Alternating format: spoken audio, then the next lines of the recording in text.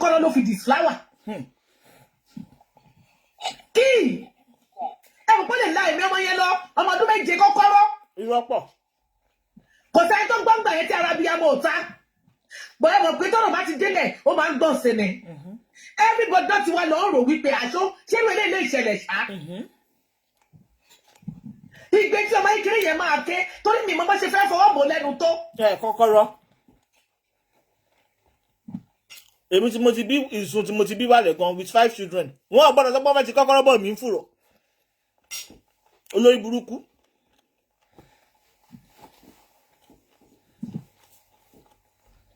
Mi mo bá ṣe fẹ́ fi ọwọ́ bò lẹ́nu tó. Bá ṣe máa sọ̀rọ̀ sọ́tún nìyẹn tó máa sọ sósì. Abusive is not good, madam. Ṣé o wà ń bẹ̀? Ṣé mo ti sọ pé abusive good báyìí? Adíkẹ́ ló máa ro brain. And the worst part ni pé that girl, she's not a minor. Ó ti lé ní 20 years. Ọmọ tó ti lóyún, Démọ́lá ń do mọ́nu ilé yẹn. Òkèlè ń do nínú ilé yẹn kì í ṣe òkèlè tó ń ṣe fíìmù o. Àwọn olórí burúkú olóṣì yìí, wọ́n execute àbí executed àbí execution. Wọ́n execute Démọ́lá, òkèlè tó ń do. Ìjọ́ kejì àbí ìjọ́ kẹta kó tó di pé bàbá Ìjẹ̀ṣà lọ síbẹ̀. Òkèlè ṣe èdò tán ni. Ìgbà táwọn ọlọ́pàá lọ ya àtọ̀ ọmọ yẹn wò, wọ́n bá àtọ̀ òkèlè ń bẹ̀ gbogbo ẹlẹ́gbọ́ lẹ́nu Yomi Fabiyi pẹ̀lú evidence. Gbogbo ẹ̀ ló wà ní police station pàǹtí yẹn. Wọ́n ní prosecute ẹ ṣe. Àwọn olórí burúkú bàbá Ìjẹ̀ṣà ló fẹ́ fi ṣe kó fálẹ̀ torí pé wọ́n fẹ́ gbé kò lọ títí wá. Démọ́lá àtọ̀ òkèlè inú sẹ́ẹ̀lì tó yẹ bàbá Ìjẹ̀ṣà ṣe sọ pé bàbá Ìjẹ̀ṣà ò tí ì sọ̀rọ̀ o. Inú sẹ́ẹ̀lì tó kọ́kọ́ ti bàbá Ìjẹ̀ṣà mọ́ ní pàǹtí bá ṣe mú kúrò nílé òbúkùtù òkú ẹlẹ́dẹ̀. Inú sẹ́ẹ̀lì tó fi bàbá Ìjẹ̀ṣà sí. Àwọn ọlọ́pàá wá lọ ṣe another investigation lẹ́yìn òkú ẹlẹ́dẹ̀. Òkú ẹlẹ́dẹ̀ tó set Ìjẹ̀ṣà up. Àwọn ọlọ́pàá lọ ṣe investigation ní ilé òkú ẹlẹ́dẹ̀.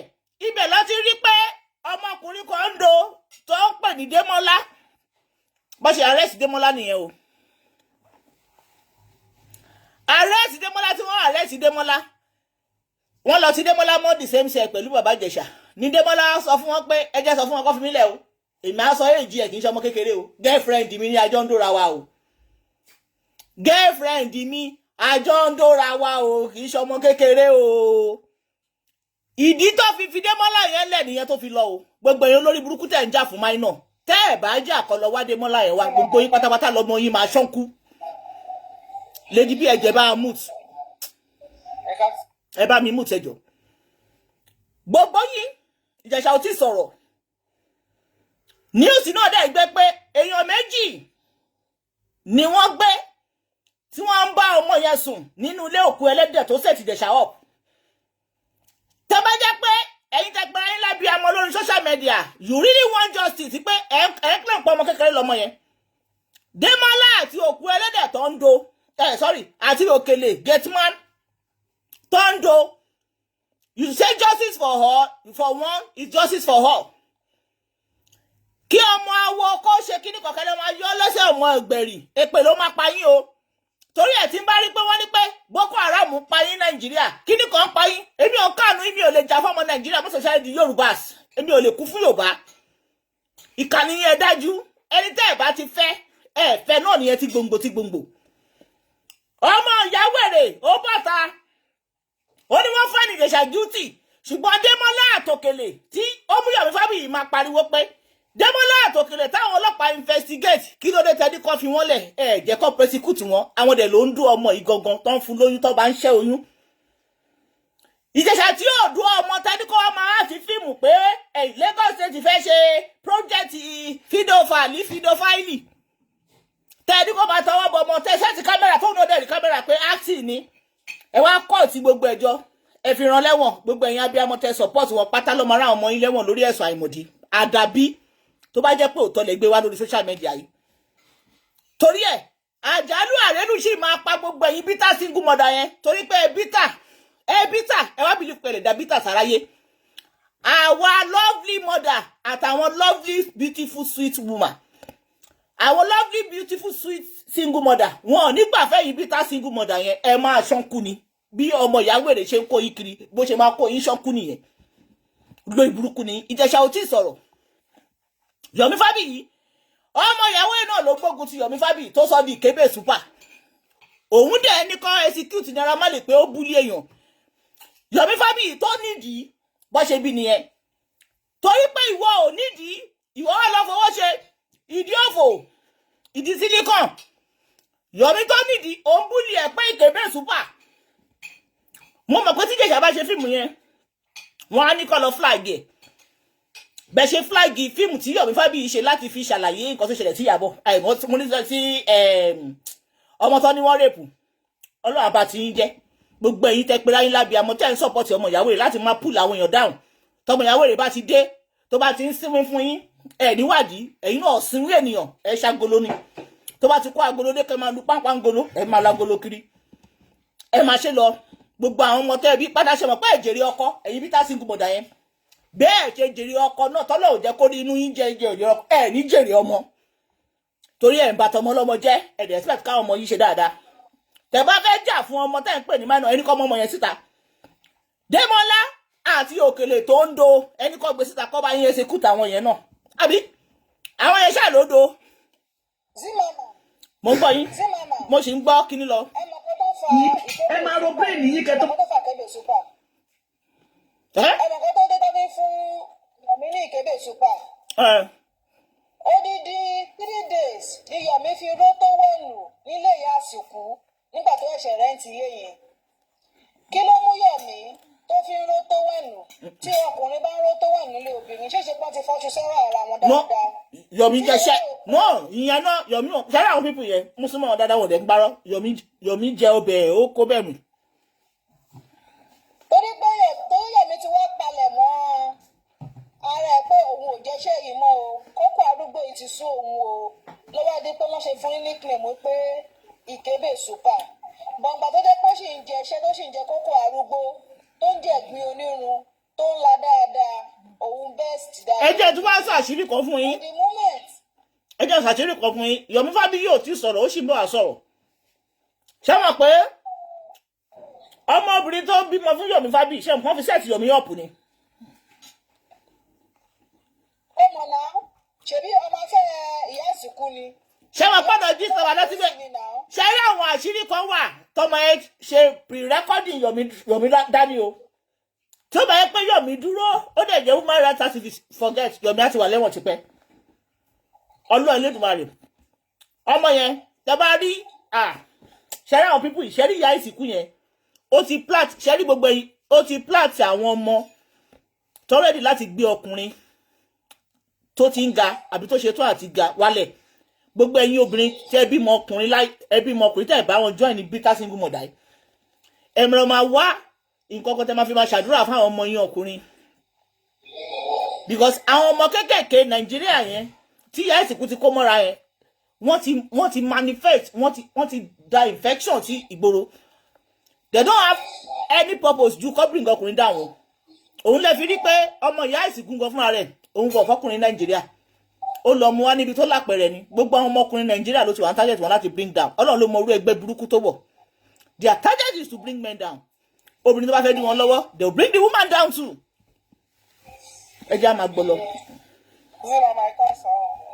Ẹ káàsán, a sì ń gbọ́lọ. Contribute sí nǹkan. Ṣé fẹ́ sọ̀rọ̀ ni? Bẹ́ẹ̀ ni màmú fẹ́ sọ̀rọ̀ ni o. Ẹ sáré ṣe kọ́mọ́kọ́mọ́, à ń play kíní ìlọ ìjọ. Nǹkan tí mo kàn fẹ́ sọ náà ni pé Ọlọ́run tó dá ayé, Ọlọ́run tó dá ọ̀run, á bá wa mú awó aláta o. Àṣẹ o. Àwọn abiyamọ ayé á mú, àwọn abiyamọ ọ̀run á mú. Àṣẹ o. Àwọn tó fi ń ṣe agbára, tó fi ń ṣe agbára, tó fi ń ṣèkà yìí, Ọlọ́run bá wa mú. Àṣẹ o. Àdúrà tèmi nígbà nìyẹn o. Kọ́nà ń bá wa mú o. Kọ́nà ń mú because ó ti bà ilé ayé jẹ́. Ó ti bà nǹkan jẹ́ gan o. Àfi bí Boko Haram. Gbogbo ẹ̀yin abiyamọ gidi ni kẹ́ máa fi ṣàdúrà yín láràárọ̀ pé. Ọlọ́kọ̀ fi àkọ́kẹ́ ṣe kọ́nà fún ni o. Ọlọ́kọ̀ fi àkọ́kẹ́ túnú àṣírí ẹ̀ ni o. Ó fi ń ṣe tipẹ́tipẹ́. Ló fi mẹ́sọ̀ yìí lọ́lọ́ fi túnú àṣírí ẹ̀ o. Lẹ́yìn tí wà nínú kíní tipẹ́tipẹ́. Ó ti bà ayé àwọn èèyàn jẹ́. Ó ti bà ayé àwọn èèyàn jẹ́ gan. Àwọn tó ní ilé ayé máa mú o. Àṣẹ o. Àfi tí ò bá fomi wẹ̀ lókù. Bẹ́ẹ̀ni. Àfi tí ò bá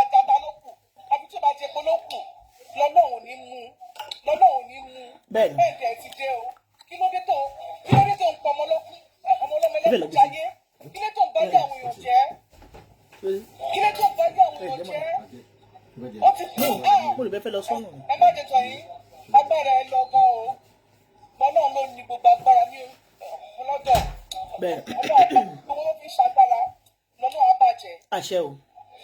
gbogbo tó fi ń ṣagbára lọ́nà máa bàjẹ́.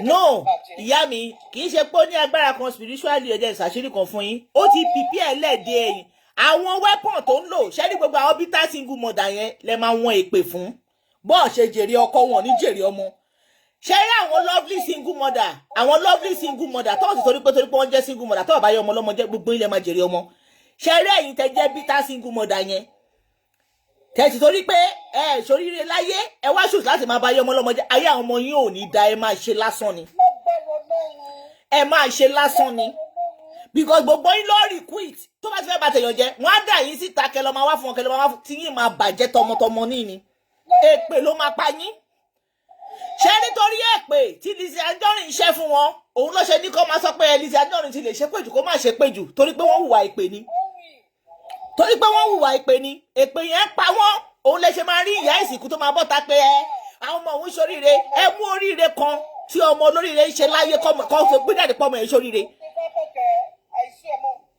kọ́ mú oríire wọ́n sọ fún àwọn ọmọ ẹ̀ ṣoríire ẹ mú oríire kan pé ẹ̀dá ń ṣe láyé ṣé ilé iṣẹ́ kan lọmọ ẹ̀ dálẹ̀ ni ṣé ọ́fíìsì kan lọmọ ẹ̀ kọ́ ni ṣé ilé kan lọmọ ẹ̀ kọ́ ni àbíbá Oyíndọ́lá olórí burúkú nìyá ẹ̀ olòṣì.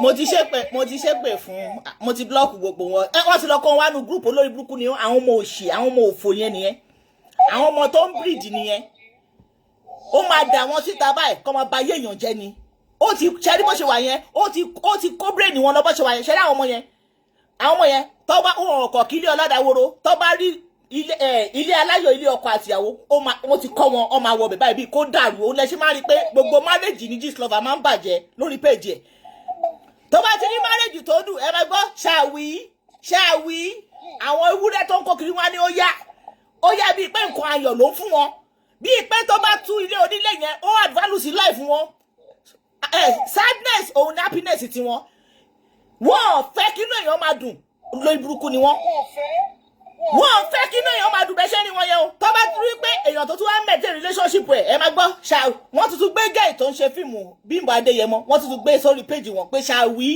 shall we this week go long gan o láti ìgbà tó ti ń long kí ló fi add value sáwọn bitter single mother tó ń kó kiri nínú group ẹ̀. ibi tí mo ti mọ̀ pé ìyá ìsìnkú ni Gistlover láti ìgbà tó ti ń ṣe preparation ìyàwó ọmọ mi ò tí ì rí kankan ọkọ ọmọ ẹ̀ ṣe lọ jábọ́ látọ̀run tó fi bọ́lẹ̀ wọn ò gbé sórí Gistlover. wọn ò lè gbé síbẹ̀. ṣe wá kọrin àbókí mọ́lá fún wa lórí Gistlover. wọn ò lè gbé síbẹ̀. ẹni táìmù ẹ̀dẹ́ ìṣe nísìnyí ọmọ alára gbígbẹ tó dẹ̀jà fi olówó tó lọ ń gbé pákéjì lé lọ́wọ́ alára gbígbẹ tó ti ní ṣàwí tó ṣọrùn búkú tí ò fẹ̀jẹ̀ fowó lásán ló fẹ̀jẹ̀ tó dàbí kó fẹ́. yìí máa wá ìgúnlẹ̀ ra yín lórí. ibẹ̀ ló ti máa bá tiẹ̀ jẹ́ ṣe bó ti bá ẹ jẹ́ àmà gbẹ́lẹ̀. ìbọn rẹ̀ yìí.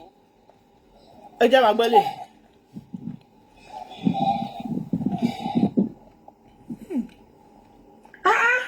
kí ló dé.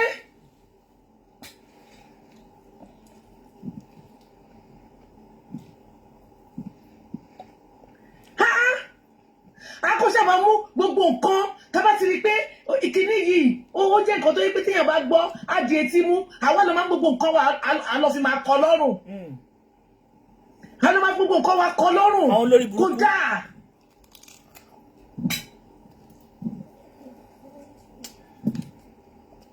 bẹ́ẹ̀ náà làwọn èèyàn jẹ́ ká mọ̀ wípé àwọn tí ò dẹ́ṣẹ̀ ló pọ̀ jù bí tí wọ́n wà yẹn ní ìtí ìrí kankan nu yín kó gbàgbẹ́ lọ́kẹ́ lẹ́nu fẹ́ lọ fáìtì fún wọn. níbo àwọn náà ló rán wọn lọ́bẹ̀. ṣùgbọ́n ìjọba bá ti ṣẹjọ́ lé lórí tí ẹjọ́ yẹn ò wá tí ìpílìsì yín tó ṣé princess yẹn expect pé kóun ti pé 100 years kí Ìjẹ̀ṣà tó bọ́ ọ̀tá ni. ó fẹ́ bọ́ kú sọ̀rọ̀ ni. àbí kí lẹ fẹ́ ràn padà kó lọ ṣe torí pé grant interview òun lẹ ti afárẹ́ ń dájọ́ báyìí àjọ tẹ máa fi dá padà sẹ́wọ̀n. bẹ́ẹ̀ni. ṣé ẹ ti yẹnu lé yín wò. mi ò bring in now, you drop ṣé ti yẹnu yourself. lé yín wò ṣé ti yẹ surroundings yín wò torí mi ò kì í support kéèyàn fìyà jọ ọmọ. Ìyá mi tó ń sọ̀rọ̀ ẹ̀ ní gbọ́mọgbìn wèrè ni wọ́n wọ̀nyẹ surroundings wọn wọ̀nyẹ olórí wọn gan tó léèyàn márùn ló ń já fùrọ̀ òun wọ́n hàǹgì fùrọ̀ òun dèní kò tí ì prosecute ẹni tó já fùrọ̀ ẹ̀ dèní. Ìkéré gbogbo nǹkan tó bá gbà lèmi gan máa ná tán síbẹ̀. lórí ọ̀rọ̀ yìí olórí wọn tó kó wọn jọ ìyá ìsìnkú òun kó ládé lórí jẹgẹjẹgẹ ó fi style ó fi yẹ ìjọ lẹ́tí jẹgẹjẹgẹ kó máa tẹ̀lé kiri mọ́ ìdí nìyẹn tó fi bọ́ta sọ pé òun ló lórí àwọn bitter single mother o òun ni president wọn kẹlẹ̀ bá wọn pé jẹgẹjẹgẹ ò sínú ayé ẹ̀ ní ṣe bó lóun together forever ni èèyàn ò lè máa ṣiṣẹ́ ibi kó máa gbé àwọn ọkùnrin ṣubú kó wá expect kọkùnrin kan tó ní lárí tó fẹ́ ní brighter future tó fẹ́ jẹ wọn mọ́ kó fẹ́ ẹ̀ sílé kó possible so keep continue bí èmi ò lọ́mọ ọkùnrin tó fẹ́ fẹ́ yín Nàìjíríà èmi ò ní ọmọkùnrin tá a bá ń bá yín sọ torí ara yín ni ẹ̀yin tẹ̀ wá náà mi ò lọ́mọkùnrin tẹ́ bá support ọmọ ìyàwó rẹ̀ kó máa bá ti yín jẹ́ ẹ ṣàtìrí ó ti mú ọmọ ẹ títí ẹ̀ ó ní ó lọ mọ́ ọkọ wa ní ìlú àwọn Ozu níbi tó ti ń bó káàdì ó ti pàdé kọlù ẹ máa bá lọ tẹ́ bá máa rí ọmọ ọkùnrin ẹ náà tó máa móbìnrin kò ní mú wọn Nàìjíríà ó ti mọ̀ pé gbogbo wọn lòun ti fọmi géètì kọ́ máa ṣàbúrú òyìn náà wá lọ mú obìnrin ní ibi tọ́wọ́ ò ti kágbọ̀n. ẹ lè rí pé ìgbà tó wà bẹ́ẹ̀ yẹn kí bá wọn sọ wípé ó yá o ẹjọ́ ẹ jẹ́ ṣàṣírí kan fún yín mi ò ní dárúkọ o but ẹ decode ẹ mọ iyì tí colleague ẹ tó ṣòkú yẹ recently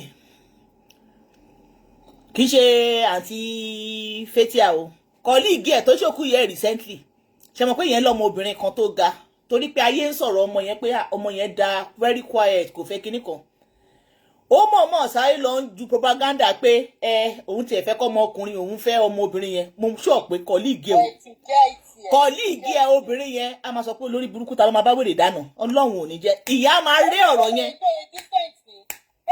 ìyẹn ó fẹ́ ṣe rí nǹkan tó ṣe yẹn ó sì ń bọ̀ wá fọmọ yẹn o wọ́n sì ń bọ̀ wá ra irọ́ torí pé àwọn ayé sọ pé ọmọ yẹn decent wọ́n rí fún dámà torí pé wọ́n ti sọ tọmọ ẹ̀ pé eléyìí fẹ́ gbogbo ìfẹ́ kò sẹ́ni tó ka irú fífẹ́ mọ́ ọmọ obìnrin yẹn wọ́n dẹ̀rọ ọmọ yẹn ní stripper ó sì ń bọ̀ wá fún ọmọ yẹn wọ́n sì ń bọ̀ wá ju bóbá nígbà tó ọmọ yẹn bá ti ṣe tán àti mọ́kọ wá tóun dẹ̀ fẹ́ kọ́ ọmọ yẹn fẹ́ ọmọ òun wọ́n sì ń bọ̀ wá fún ọmọ yẹn.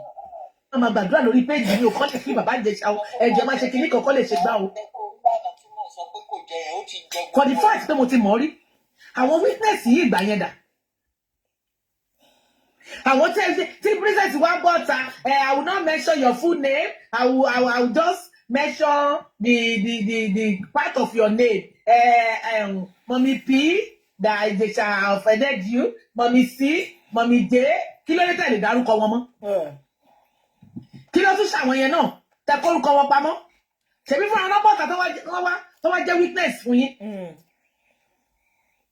ẹ̀yin kò ṣe àwọn nǹkan tí ó kù díẹ̀ káàtó tí ò bójúmu tá wá ń wò pé tá la fẹ́ tẹ̀lé lórílẹ̀‐èdè yìí gan. àwọn tó rí wọn ti burú Ìjẹ̀ṣà that offended you adult ni Ìjẹ̀ṣà adult ni ẹgbóbole odò yìí náà ṣọ́n rojọ́ raping fún adult ni ẹgbẹ́ òbò lè Ìjẹ̀ṣà dò yìí náà ọkùnrin ni kí ló dé tẹ́ máa ṣí òbò sílẹ̀ tí ò ní do ó máa dó mọ̀nà kàì tàbá rí adọ́ọ̀tì kadọ́ọ̀tì tó ṣí òbò burúkú lẹ̀ fún Ìjẹ̀ṣà tí Ìjẹ̀ṣà dẹ̀ rí pé okó òun létí ó máa do kò sí kan tó máa ṣẹlẹ̀ àti ìyá arúgbó tó wà ní Amẹ́ríkà Ìjẹ̀ṣà fẹ́ rèpò òun at your age aláìní tìjú ṣé ẹ lọ́mọ ẹ bímọ ni kírù mi sí for example kí má sí ní ọkọ̀ sí kí wọ́n sọ pé at my age sí pé Ìjẹ̀ṣà fẹ́ rèpò mi ẹ ṣí eré ní ẹ ti mọ̀ pé tẹ́ bá bá síta pé Ìjẹ̀ṣà dóyin òkò dóyin mọ́ ayé òní báyìí kò má gbélébù ẹ wá parọ́ pé ó fẹ́ rèpù báyìí náà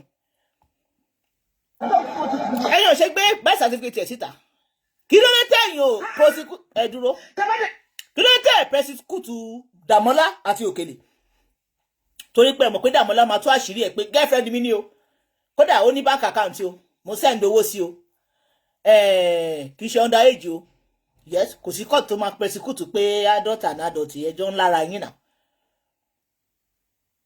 kò sí court tó máa prosecute pé adult and adult ẹjọ́ ń lára yín náà bí Ìjẹ̀ṣà ṣe wà yẹn òbòwò ló fẹ́ dó tí ò lè dó tó bá jẹ́ ọmọ kékeré ló máa ń kókó ẹ̀ máa lé kiri sí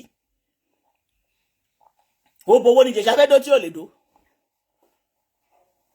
ó wá jẹ́ ọmọ kékeré ló kọ́ ẹ̀ máa legun sí gbogbo èèyàn lórí burúkú tẹ̀dẹ̀ ń pariwo Ìjẹ̀ṣà ti wà ní theatre practitioner tipẹ́tipẹ́ ó máa ń lọ location dáadáa ká má lè rí àwọn ọmọ kékeré tẹ̀ ń lónú location kẹ́ mú wá sá pé Ìjẹ̀ṣà fọwọ́ gún ọmọ kékeré ìtafẹ́ lónú fíìmù ó fọwọ́ gún dì Ìjẹ̀ṣà mú ọmọ kékeré ẹni tẹ́ ń pè fídófáì tí ó wá sínú ilé yín tí ó pè láti ọdún 7 ìwọ fúnra rẹ̀ ló pè ó dẹ̀ sọ pé ó ń dún ọmọ ẹ̀ ó dẹ̀ pè fídófáì ṣé fídófáìlì máa ń sá fún òbò ọ̀fẹ́ ni ṣé fídófáìlì ṣó máa ń sá fún òbò ọ̀fẹ́ ṣó máa ń sá. You know yourself that that girl is not underage. You know it yourselves.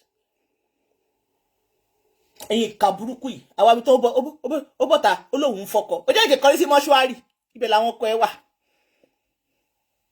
òkú ẹlẹ́dẹ̀ kọrí sí mọ́ṣúárì tó bá dé mọ́ṣúárì wàá rí àwọn ọkọ ẹ tó ti lé wọn lẹ̀ èyí tó ti gbẹ àti tútù wàá rí ẹ̀fọ́ ọ̀rọ̀ wàá rí tó tútù ẹ̀ ń bẹ̀ because ó rí ilẹ̀ ayé mi ò rò bó lè rọ́kùnrin fẹ́ ẹ mọ́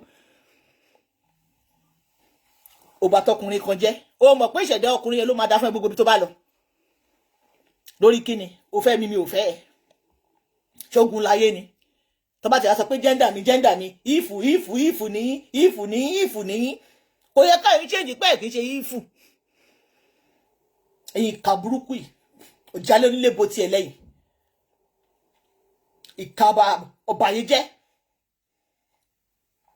a lè gbọ́ nínú history allegedly wípé àkọ́bí ìyá ìsìnkú allegedly àkọ́bí ìyá ìsìnkú agbápọ̀ ti pààyàn rí ní club kan báyìí tó fi sá lọ ń gbà yẹn tó fi sá kúrò Nàìjíríà allegedly kò ṣe mọ́ta kó tọ́ ọmọ ìsíta ń gbà yẹn kí ló mú ọmọ ẹ̀ drop out kúrò ní school Nàìjíríà allegedly stop your nonsense kò sẹ́ni tí ò ti ṣàṣìṣe rí ó fẹ́ mi ò fẹ́ ẹ odó mi ò dó ẹ mọ́ kí ló wá fa àrán nílẹ́wọ̀n ẹ̀rẹ̀ borúkọ èèyàn jẹ́ ta lè léyìí.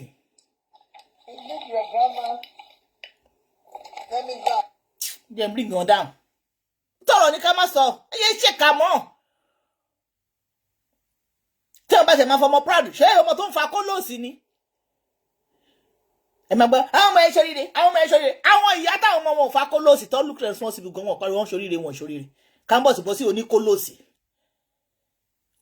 tí ò ní fúnṣọ tí ò lámbíṣàn tí irú yẹn bọ́ àṣẹ sọ pé òun fẹ́ invest lórí business sí ó máa fowó yẹn jẹ gbaná tán ni ṣé gbaná wọn tán lára àbọ̀rọ̀ ni onígbà náà kì í lé mú àjẹṣẹ́kù.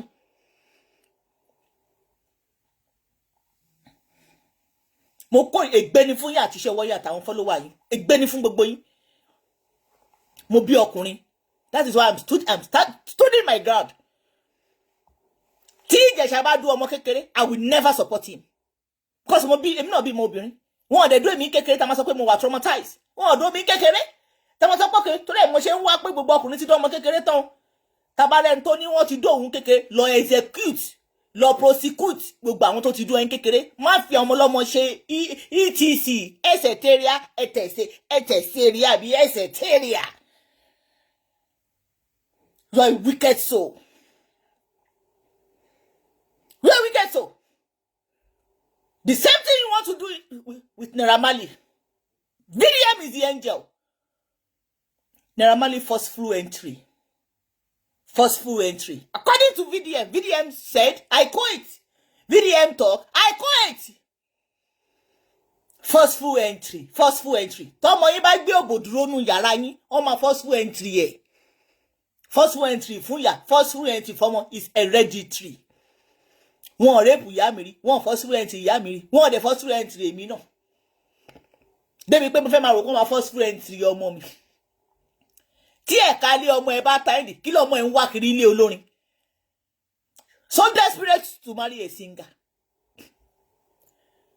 torí pé ìwà fẹ́fẹ́ wọn Nàìjíríà mọ̀ sí ṣé kálájú rẹ̀ kẹ́ bá yé àwọn ọmọkùnrin Nàìjíríà jẹ́ ni ṣé kálájú rẹ̀ kẹ́ bá yé wọn jẹ́ tẹ́ bá yé wọn jẹ́ sí ẹ̀ wá kángára yín lọ́nu sáré pẹ̀lú agánnigan yín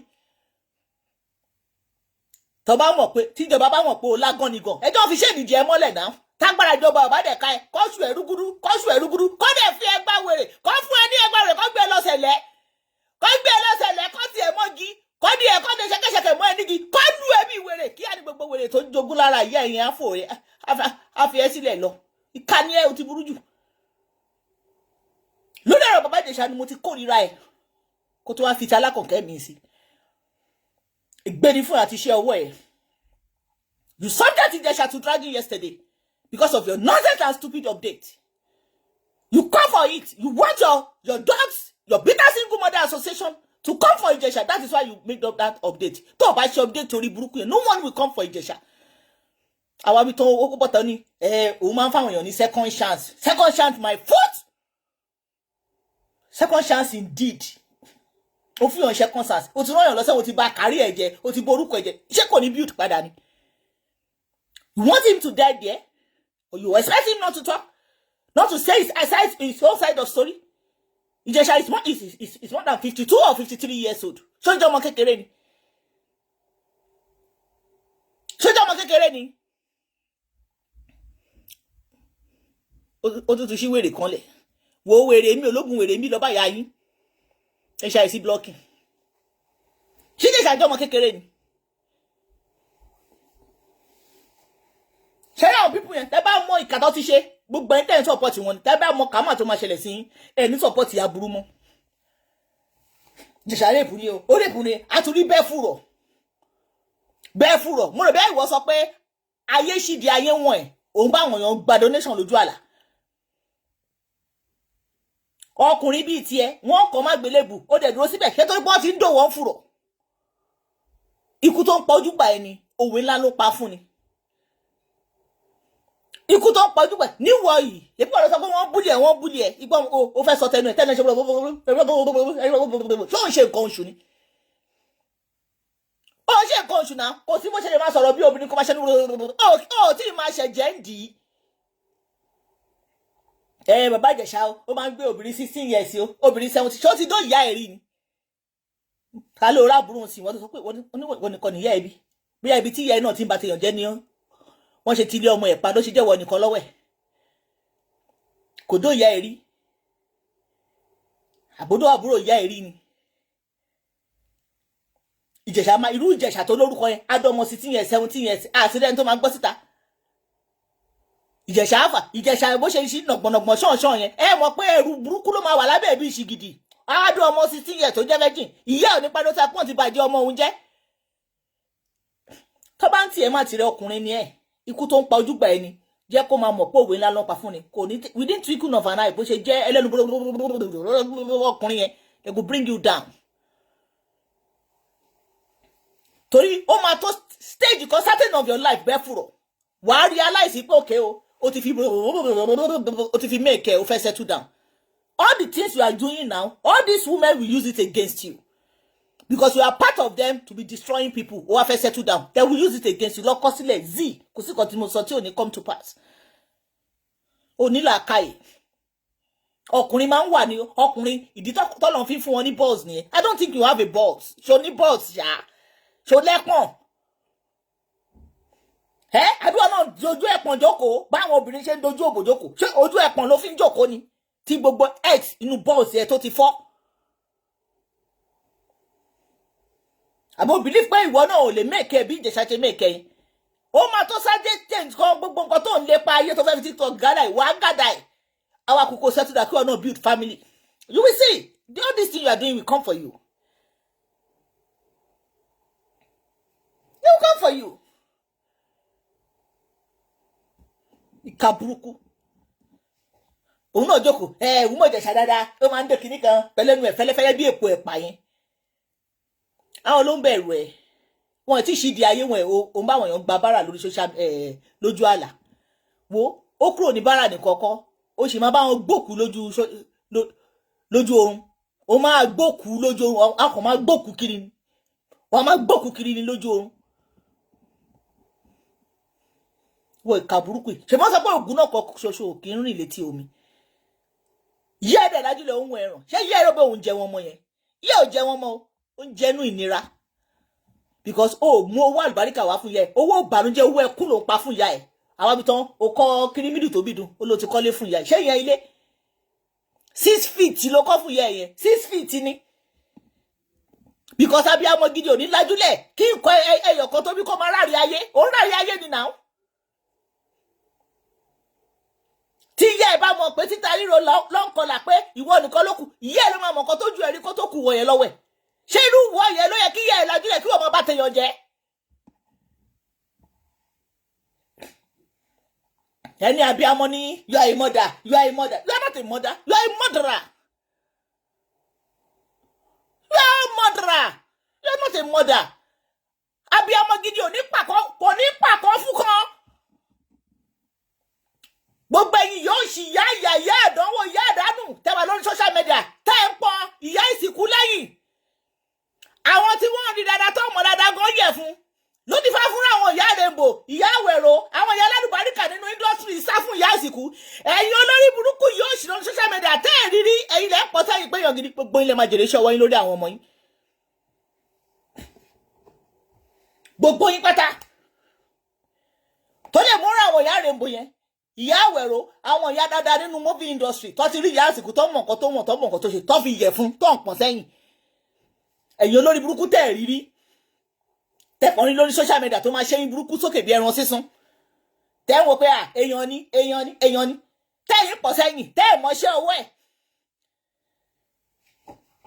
ń support ẹ̀ láti máa bring àwọn ọmọ ọlọ́mọ ṣubú ẹ ti gbàgbé ìpè gbógun bá jẹ lọ ọgbọ̀n ń jẹbọ̀ tọ́gbọ̀n bá dẹ̀ jẹbọ̀ yẹn ọ̀pọ̀lọpọ̀ yín ò ní sí láyé mọ́ gbogbo igi oró tẹ gbèsè sílẹ̀ àwọn ọmọ yín ló máa kán lẹ́yìn èmi ò bá yín gbìn gbogbo ẹ̀dákẹ́dà láyé dè ló máa jèrè iṣẹ́ ọwọ́ ẹ̀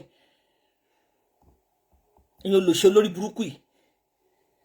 ẹ máa sọ sí bẹ́ẹ̀ ṣe tún wà ẹ̀yin tẹ́ tún wà ló fẹ́ wà ní outside country yìí náà èyí náà ní ìṣù wà nílùú yìí. ṣe rí madam ẹni gbọ́mọgbìn ṣe rí àwọn tó wà outside country yẹn ọ̀pọ̀lọpọ̀ wọn òtútù ó ti jẹ́ kọ́pọ̀lọ wọn freeze. Yeah, forget that you always see them that they are in abroad, they are on social media. Òtútù ó jẹ́ kọ́pọ̀lọ wọn freeze. Wọ́n ọ̀dẹ̀rò kódó àwọn bàbá ọmọ wọn ti gba gírì lé torí wọ́n rí pé olóbùkún ni wọ́n. Ìwájọ́ wà dẹ̀ ló jẹ́ pọ̀ rẹ́jọ́ rẹ̀. Wọ́n á máa bá tèèyàn jẹ́ wọ́n á sọ pé àwọn fi ń pa depression. Àwọn parí depression ara yín ò lè lọ torí pé olórí burúkú depression tó mú yín ìbànújẹ́ èèyàn ló ń pa depression ti yín depression ara yín ò lè lọ torí àwọn ọmọ yín náà sì máa jẹnu ìbànújẹ́ yẹn. Tí èyìnbó bá ní depression èyìnbó tó bá ní depression wọ́n lè sọ pé kí èyìnbó yẹn kó jáde kó make friends kó ṣe fàájì kó lọ club kó ṣe wẹ̀ ṣùgbọ́n ẹ̀yin olórí burúkú Nàìjíríà bó ṣe jáde di Yorùbá Nigerians living in diaspora nǹkan tó máa ń pa depression tí wọn club kì í pa kó ṣe fàájì kó dunú kó bí àbí kò kì í pa kó lọ party kó mingle kò kì í pa depression wọn ìbànújẹ́ èèyàn lórí social media yìí ẹ máa gbọ́ àwọn wò wọn à ń gbádùn wọn fi ń pa depression yẹn ló máa pa yín ló máa pa àwọn ọmọ yín depression yẹn tó jẹ́ pé ibi ìbànújẹ́ èèyàn bíi kó túlé onílé kó dẹ ọ̀nà ọlọ́nà rú kó purọ́ mọ́ èèyàn kẹ́ máa sọ pé ẹjẹ́ apá ẹjẹ́ akurifá yẹ òun ló máa ń pa depression yín bó ṣe máa pa àwọn ọmọ yín pa depression ẹlòmíì nìyẹn bó ṣe máa pa àwọn ọmọ yín pa depression ẹlòmíì nìyẹn ẹ̀yin ìka burúkú yìí àwọn olòṣì játijàti ẹ̀rí èèyàn tó ń bá tèèyàn jẹ́ báyìí ẹ ti mọ̀ pọ́n bá tèèyàn jẹ́ a fi ń pa depression à ń gbádùn ẹ̀ depression yẹn ló máa gbẹ̀mí tọmọtọmọ àwọn ọ̀ka olòṣì. That is why if you see me, let me tell you something. All those bitter single mother, I don't mingle with them. Tí n bá rí single mother tó nínú rẹ̀, mo máa ń bẹ Ọlọ́run fún ni k'Ọlọ́run bá mi fún légungun ìhà tó máa rẹ̀ lẹ́kún. K'Ọlọ́run bá mi fún ní egungun ìhà tó máa rẹ̀ lẹ́kún tó máa ṣọkọ fún tóun náà máa gbádùn ayé because ilé ayé yìí dùn when you are with the right partner. Kò sí bó ṣe lè máa go through straight. Once you are with the right partner, you have everything. Tí n bá ra àwọn lovely single mother inú mi máa ń dùn ní pé gbogbo wàhálà táwọn obìnrin yìí ṣe k'Ọlọ́run fún wọn lọ́kọ tó máa fi mọ̀ fún wọn ṣẹlẹ àwọn bitter single mother yẹn báwọn yẹn ṣe máa bá kú nìyẹn wọn máa ṣòro kú ni ìwọ tó bá jẹ́ lovely single mother tó ti meet ẹkùnrin tínú ẹ tó múnú ẹ dùn jìnnà sáwọn bitter single mother yẹn because what they don't have they can never give they will destroy yours àwọn platform tẹ́ ti mọ̀ pé wọ́n jẹ́ group admin ìyá ìsìnkú yẹn. Once you see anybody that want to make friends with you, that they are their fans, run away from them. Wọ́n ní nǹkan méjì tó ń fún yàn ju ìbànújẹ́ lọ. And if you are a married woman or married man, you are making friends with all those bitter single mother on that Yaisiku platform that they are fans. If you do not run away from them, they will destroy you. They will destroy everything that gives you joy. They don't. Their national anthem is to destroy people, to destroy people's home, to destroy people's happiness. Trust me. Ìkànnì bọ́dẹ̀ ṣe wà yẹn nǹkan tó ń fún yàn wọn lè gbà. Nǹkan bó ṣe wà yẹn nǹkan tó ń ṣe fún yàn ìyá ìsìnkú bó ṣe wà yẹn nǹkan tó ń ṣe fún yàn kò lè gbà o. Kò lè gbà láyé ó máa ṣe bí wèrè pẹ̀lú ẹ máa gbọ́ wèrè ọlọ́mọ ni mí o wèrè ọlọ́mọ ni mí o àbí obìnrin wọn ni kò kí ń ṣe wèrè ọlọ́mọ. Òun bá tọmọ ọlọ́mọ jẹ́ kí ìyá ẹ̀ máa fọwọ́ lẹ́rọ̀ ìyẹn ò kí ń ṣe wèrè. Bọ̀ tó bá fẹ́ súnmọ́ ọmọ tiẹ̀ wàá sáré bọ́ta wá ní wèrè ọlọ́mọ ni ẹ ó ti ya wèrè ní mí ìmọ̀ obìnrin tí ò ya wèrè kó tó bímọ. Kò sí obìnrin náà tó máa sọ pé bóun ṣe ń rẹ̀rìn lè bọ rúùmù rẹ̀. Ọmọdé jábọ́ bó ṣe gbin tó sanwó bí tiẹ̀ tó da ẹ̀jẹ̀ tó domi tó go through pains ni àwọn gbogbo obìnrin ṣe go through pains. Ni gbogbo obìnrin ṣe go through pains. You are too evil. I can never like you. Never in this world. I can never. Wo kókù wọ nìkan ní ayé tó ní kí n bẹ́ẹ̀ ṣe. Màá yà náà sọ pé Ọlọ́run wọ́n ló lẹ̀mí mi. Because ó ti burú jù ìkà ni ẹ́. Ìkà ni ẹ́. Gbogbo àwọn tó máa ń ṣèkà láyé àtijọ́ wọ́n ń ṣe lọ́sàn-án. Wọ́n máa ń faṣọ bojú ni. Ní Yorùbá ṣe máa ń sọ pé inú òkùnkùn ló ti ń ṣèkà. Ṣùgbọ́n wọ because you have dominated all those bitter single mothers on social media. You have dominated them. You have planted them everywhere to be attacking people that want to say the truth. That is why you have the confidence to be coming online, to be doing anyhow. Tó bá jẹ́ pé ọpẹ́lọpẹ́ Lizzy Anjorin àti VDM tó gba black bonnet lórí ẹ̀.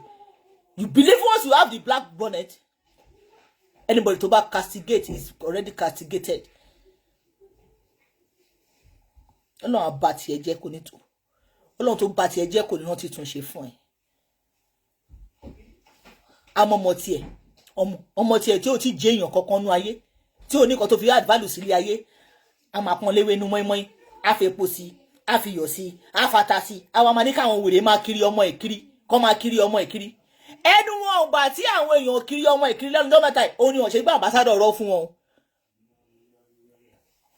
Ẹnu wọn ìgbà tí àwọn àyàn like ojú òbò ìkírun àti bẹ́fùrọ̀ wọn kọjú ìjà sí wọn ráyè kiri ọmọ ẹ̀. Sádọ́ọ̀gì àtàwọn tọ́jọ́ ń kura wọn kiri lórí Facebook wọn ráyè kiri ọmọ ẹ̀. Ẹnu wọn gbà tọ́wọ̀n kiri ọmọ yẹn ni wọn ṣe gbà lọ́mọ yẹn ò ṣe sọ pé wọ́n ti tún fóun lámbàsádọ̀ o. Ẹ lọ gbogbo àtọ́ máa ń kiri ọmọ yẹn kiri tọ́ máa kiri ẹ̀ tọ́ máa kiri ọmọ ẹ̀ tọ́ máa kiri ọkọ ọmọ ẹ̀. Ẹ máa gbọ́ wọ́n gba ambassador lọ́tún wọ́n gba ambassador lọ́sì ambassador ọ̀rọ̀ ambassador tó hàn fi jèrè.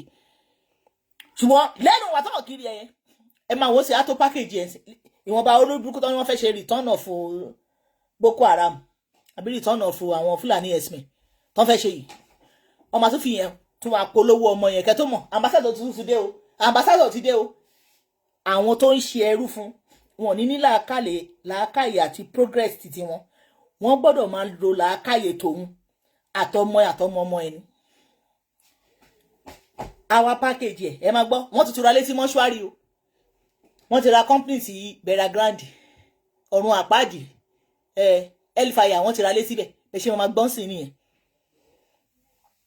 Fúnkẹ́ Akíndélé tó ń ṣe fíìmù 247 kò ra lé sí Elfire kò ra lé sí ọ̀run àpáàdì. Fẹ́mi Adébáyọ̀ tó ń gbé fíìmù lọ sinimá 24 tó ń hit kò fi every month ra lé sí Elfire kò ra lé sí mọ́ṣúárì kò ra lé sí Bera Grande. Ìwọ tó ra lé sí tó òfojúmọ́ ayé ta fíìmù ló rán létí mọ́ṣúárì ló rán létí Bera Grande ló rán létí Elfire. Ṣé bẹ́ẹ̀ náà lówó ọ̀hún ṣe pẹ̀tipẹ̀ti ni wọ́n gbélé onílé wọ́n á fi epo sí wọ́n á fi iyọ̀ sí wọ́n láwọn ti ra létí mọ́ṣúárì o. Ìkà burúkú ṣùgbọ́n tó bá rẹ́ni tó ní gangan Daddy best scholar ohun mi kì í gbé yín wá sókè. Bàbá yẹn mo máa ń gbádùn yín ìyàwó yín is a lucky woman. Ẹ ti ní làákàyè jù àwọn ọmọ yín dẹ̀ máa yẹ̀yà rí. Tó bá rẹ̀ ń tó ń ta lẹ́gùn wọn ẹ tó ṣiṣẹ́ lójú méjèèjì ìkejì wàá ti àwọn dìgbòlugi síta kọ́ lọ ka sí géètì ẹ̀ pé ẹni yẹn irọ́ ló ń pa òwò alákọ̀ọ́kẹ́ sùn alákọ̀ọ́kẹ́ awọ tàná má wọ tèmi ó lè rí aṣọ tálákọ̀ọ́kẹ́ báyọ̀ kórìí lórí igbá àwọn ìyá látàyẹ ilé ìwọ nìkan ló ń wọṣọ tó máa rí lára ìtì ọ̀gẹ̀dẹ̀ ìwọ nìkan ló ń wọṣọ tó máa rí lára èkútélé ìwọ nìkan ló ń wọṣọ tó máa rí lára àgùntàn àti ewúrẹ́ ó wọṣọ rí kí a má rí àwọn ewúrẹ́ tó máa polówó pé 35,000 per 5 yard 20,000 per 5 yard alákọ̀ọ́kẹ́ á pè tán tòmáṣì ni ìwọ tó ń gbé tán létan tó ń gbé kan lékan wàá gbé pọ́pù lórí magenta wàá gbé magenta lórí blue ìwọ yẹn wàá gbẹnu ẹ̀ burúkú yẹn oníyọ̀rọ̀ lẹ́nu eléyín jóná kó tó lọ kókè sí àwọn máa sọ pé Lizzy Anjorin yẹn wèrè ni ó ti mad àṣẹyìnwá àṣẹyìnbọ̀ yaba apá òsì gan wọ́n tún fún ẹ stamp wọ́n fún ẹ ní certificate wọ́n fún ẹ láwọ́d àìsàn tó bá ń ṣe ló fi ń bú ọmọ làkejì ẹ ó burú òyàkálẹ̀ èèyàn èmi ò ní sọ pé kó jáwọ́ torí pé ó ti wà nínú omi ara àtẹ̀jẹ̀ ara ẹ ọkà ẹ ti bímọ sílẹ̀ ó ti bí oró àkekèé ẹ ti bímọ sílẹ̀ ó ti bí ìyọnu ó ti pọ̀ oró burúkú tó wà lára wọn ni wọ́n dẹ̀ sọ pé àjogúnbá ni o wọ́n ní bí ìyá ẹ̀ náà ṣe nìyẹn kí ìyá ẹ̀ náà tó tẹrí gbà ìyá bàbá ẹ̀ náà wọ́n ní bó ṣe máa ń ṣe nìyẹn àwọn tó ní sítórì wọn iṣẹ́ táwọn ìran ìkíní títí dé ìran kejì ìran kẹta ìtàn ṣe tán fi lé ẹ lọ́wọ́ lédè tí ìwọ náà ti fi lọ́mọ lọ́wọ́ bíkọ́ tó bá fi lọ́mọ lọ́wọ́ ọmọ òní lọ́mọ wá fídíò tó máa fi gbé Naira Marley Sam Larry ṣubú kó máa pípọ̀ ẹ̀ kó máa sẹ́ǹdì ẹ̀ sí ẹ ìyá àtọmọjọ́ ń ṣe bísínẹ́sì àti bàtẹ̀yàn jẹ́ kábíyèsí Elédùmarè ègbé ni fún iṣẹ́ ọwọ́ yín àti ìdílé yín Daddy Best Scholar ẹ bá ẹ wò ó àgbò onítàn lórílẹ̀ Daddy Best Scholar ṣé wà bẹ́ẹ̀ ẹ bá wa ọ̀ múùtù láìsí wa mo ti hands up. Yes sir. aládìkùsì lẹ́yìn àwọn à ń ṣe níta bá dẹ̀ la máa fi sọ̀rọ̀. Bẹ́ẹ̀ni sir. and any attempt láti ti intimidate ọmọ Nàìjíríà láti sọ ohun tó bá wà lẹ́nu wọn àjẹkọ́ mọ̀ pé right wọn ni láti sọ̀rọ̀. A convicted person bí mo ṣe sọ lẹ́yìn àárọ̀ a convicted person has the right to speak to anybody to claim innocence after serving their trial.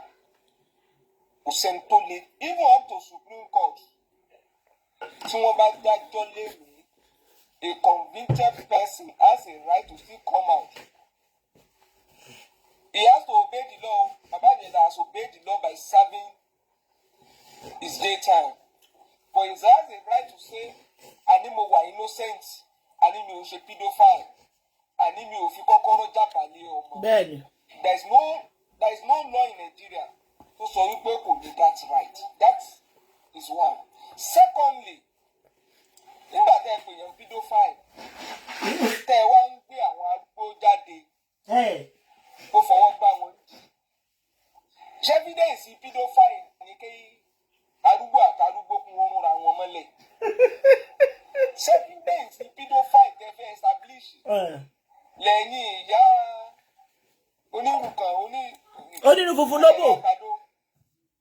Tẹ́ ẹ̀ wá ń jáde ta, tẹ́ ẹ ló ó ṣe lè fẹ́ mi, àwọn family member ni, àwọn kinní kan member ni, àwọn ni ò jẹ́ àṣẹ kinní kan. Ìyẹn ẹ rí pé ọ̀rọ̀ yẹn ó ju. Then àwọn kan jáde wọ́n ní don't use my children. Àwọn children yẹn ti dá adult lẹ́yìn. They are no longer children, they are adults. They have a right to also speak. Tó bá yẹ pé wọ́n mọ̀ gbà yẹn ni wọ́n yẹ kán jáde káwọn náà ṣe pé Ìjẹ̀ṣà ní kò ṣeé gbé òrìṣà wọnú kóòtù ní ká fi búra. Ẹ̀yin náà bá sọ wípé Bíbélì mi rèé. Èdè ẹ̀ka àwọn ọmọ kọjá wájú ẹ̀ rí.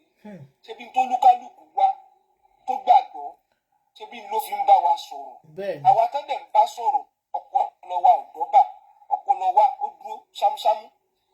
I'm happy for the confidence of Ijesha at this stage. Èrò ọ̀tá ni wípé kó wá ká lòlò sọ̀rọ̀. Kó má lè kóhun ẹ̀ ó má tiẹ̀ jágara mọ́. I'm happy that he has been able to transform. And when he came something in that interview. Valuable clarity. Nínú ọ̀rọ̀ tí ó sọ. Bó ṣe ń sọ̀rọ̀ ló ń drop witness ẹ lọ béèrè lọ́wọ́ ilé. Nígbà téèyàn ní ẹ béèrè lọ́wọ́ ìyá ìyàwó mi. Ṣé ìyá ìyàwó rẹ̀ náà gbọ́ wípé ń jábàálẹ̀ gbogbo ọmọ káàkiri yóò lè dúró tì í. Nígbà téèyàn béèrè pé ìjọ tá a fẹ́ táwọn ń wá tí wọ́n gbé wọ́n fẹ́ lọ ra súyà tí wọ́n kọ́ ọmọ dàálẹ̀ tí wọ́n lo òyìnbó tí wọ́n lọ Kánò street wá súyà lọ. Pé àwọn kan báyìí ni a ti ń dúró. Nígbà tẹ ẹlẹ́yìn lẹ ràn lọ yunifásitì ó ní tẹ mọ́ gúgúrú àtẹ̀pà táwọn bá rà káàdì olùńlò ẹ lọ béèrè lọ́wọ́ XYZ. Àwọn yẹn wà láyé àwọn yẹn lẹ̀ bá lọ rọ́ọ̀ṣù gbà pé sóòótọ́ ni ṣe rọ ni. Ìjẹ̀ṣà ń sọ fún wa wípé wọ́n mú ti fídíò ẹ̀bá dèsì Ìjẹ̀ṣà ṣé bẹ́ẹ̀ fẹ́ disgrace ẹ̀ ni. Ẹ̀bá wá hàn mú tu fídíò yẹn pé irọ́ tó pa ní nítorí àmútù ní ọ̀rọ̀ ní tá à ń gbọ́rọ̀ lẹ́nu ẹ̀ bá a ṣe wọlé bá a ṣe jáde. Ìyá tí ń sọ̀rọ̀ wúkẹ́wúkẹ́ kí wọ́n tó palẹ̀ kò dé mọ́ ọmọ tẹ́ ẹ pè ní underage àti adult ṣé bá ń wo directive tó ń gífù àṣẹ lè gbọ́ audio ọ̀rọ̀ tó ń sọ. At least we should be able to see verifiable evidence. Doubt to adájọ́ who dey like àwọn tó tiẹ̀. Mo ti block wèrè tó bú Daddy Best for la. They made us to realize wípé ọ̀rọ̀ adájọ́ rí náà fi dájọ́ o. Which means nobody is blaming the adájọ́. Nobody is blaming the system. But we are saying we can improve on our system. And tó bá wọn mọ̀ kó n fẹ́ debunk Ìjẹ̀ṣà kó náà bọ́ta kó gbére ẹ̀ ṣépè pé n tó ń sọ yìí ó yí òun jù báyìí lọ òun dẹ̀ lẹ́fídẹ̀nsì ẹ̀ tó jù báyìí lọ. Nobody will encourage pedophile. And that is why Ijesha himself came out to say, I am never one. Nígbà tí Ijesha gan jáde tó ní wọ́n ohun ń ṣe pedophile, ó mì báwa tá a dúró ìgò ò ní encourage ẹ̀. Ó mì báwa tá a dúró ìgò ò lè support ẹ̀. Ó mì pé anybody tó bá jáde tó wá wúrú wáyé àní dúró tì í. Ṣùgbọ́n téèyàn bá máa lo ẹ̀wọ̀n, kárí kó lo ẹ̀wọ̀n lórí nǹkan tó dúró tó clear dáadáa. Ó ní wọ́n arrange introduction fóun. Ṣáwọn yẹn ti wá debunker pé àwọn ò tí ẹjọ́ sọ̀rọ̀ rí. Sherry, there is something they call debunker, 3-2-1. There is something they call 3-2-1. 3-2-1 formula. Our communication strategy ni o. 43-57 rule. Their communication strategy. Speaking out any day always turn fear into strength for people. Tẹ́ ẹ bá ara àwọn èèyàn tó ní ẹ má jáde sọ̀rọ̀ tó dẹ̀ jẹ́ wípé tá ara bá kan àwọn lásán báyìí ṣé bí wọ́n kàn dárúkọ pé ẹ lọ ra súyà lánàá ṣé àwọn ò bọ́ọ̀tà láti update nígbà tí wọ́n náà kó ọmọ ẹlẹ̀ lọ ra súyà ìdílé mà náà update ẹni tó wá lo ẹ̀wọ̀n dé ẹni kó panu mọ́ kó má sọ̀rọ̀. I don't know how people tó ti pass through experience Ìjẹ̀ṣà how they can gain confidence. How they can have feelings? How they can drive opportunity from their experience? How they can strengthen our community without them speaking out to us? Káti ẹ̀ wo kí náà tiẹ̀ kí ló gbé wọn lọ kí ló gbé wọn jáde. Tẹ́ ẹ bá ní more facts nílé tó àjùmílẹ̀ tẹ́ ẹ gbé lọ ẹgbẹ́ fún wa. Ebi yẹn kan ló ti jáde ń ṣe arúgbó tó lókùlù bọ̀ ọ̀dí òun. Àáfin ti gbọ́ tó bá jẹ́ pé yẹn lẹ́tún fẹ́ ti ṣẹ́rí. Ẹlòmíì kàn ṣẹlẹ̀ ya ara ẹ̀ bí ọ̀rọ̀ VDM ni ó ní a man that is already in the mud. Anybody tó bá fẹ́ drag Ìjẹ̀ṣà lọ́wọ́ yìí will go down. The man is already in the mud. There is nobody tó bá wù yẹn pọ̀ sí kẹ́ ẹ lọ line up kẹ́ ẹ lè fẹ́ jáde pé gbogbo yín ló bá sùn rí. All of you there is nothing you will do to any man that is in the world.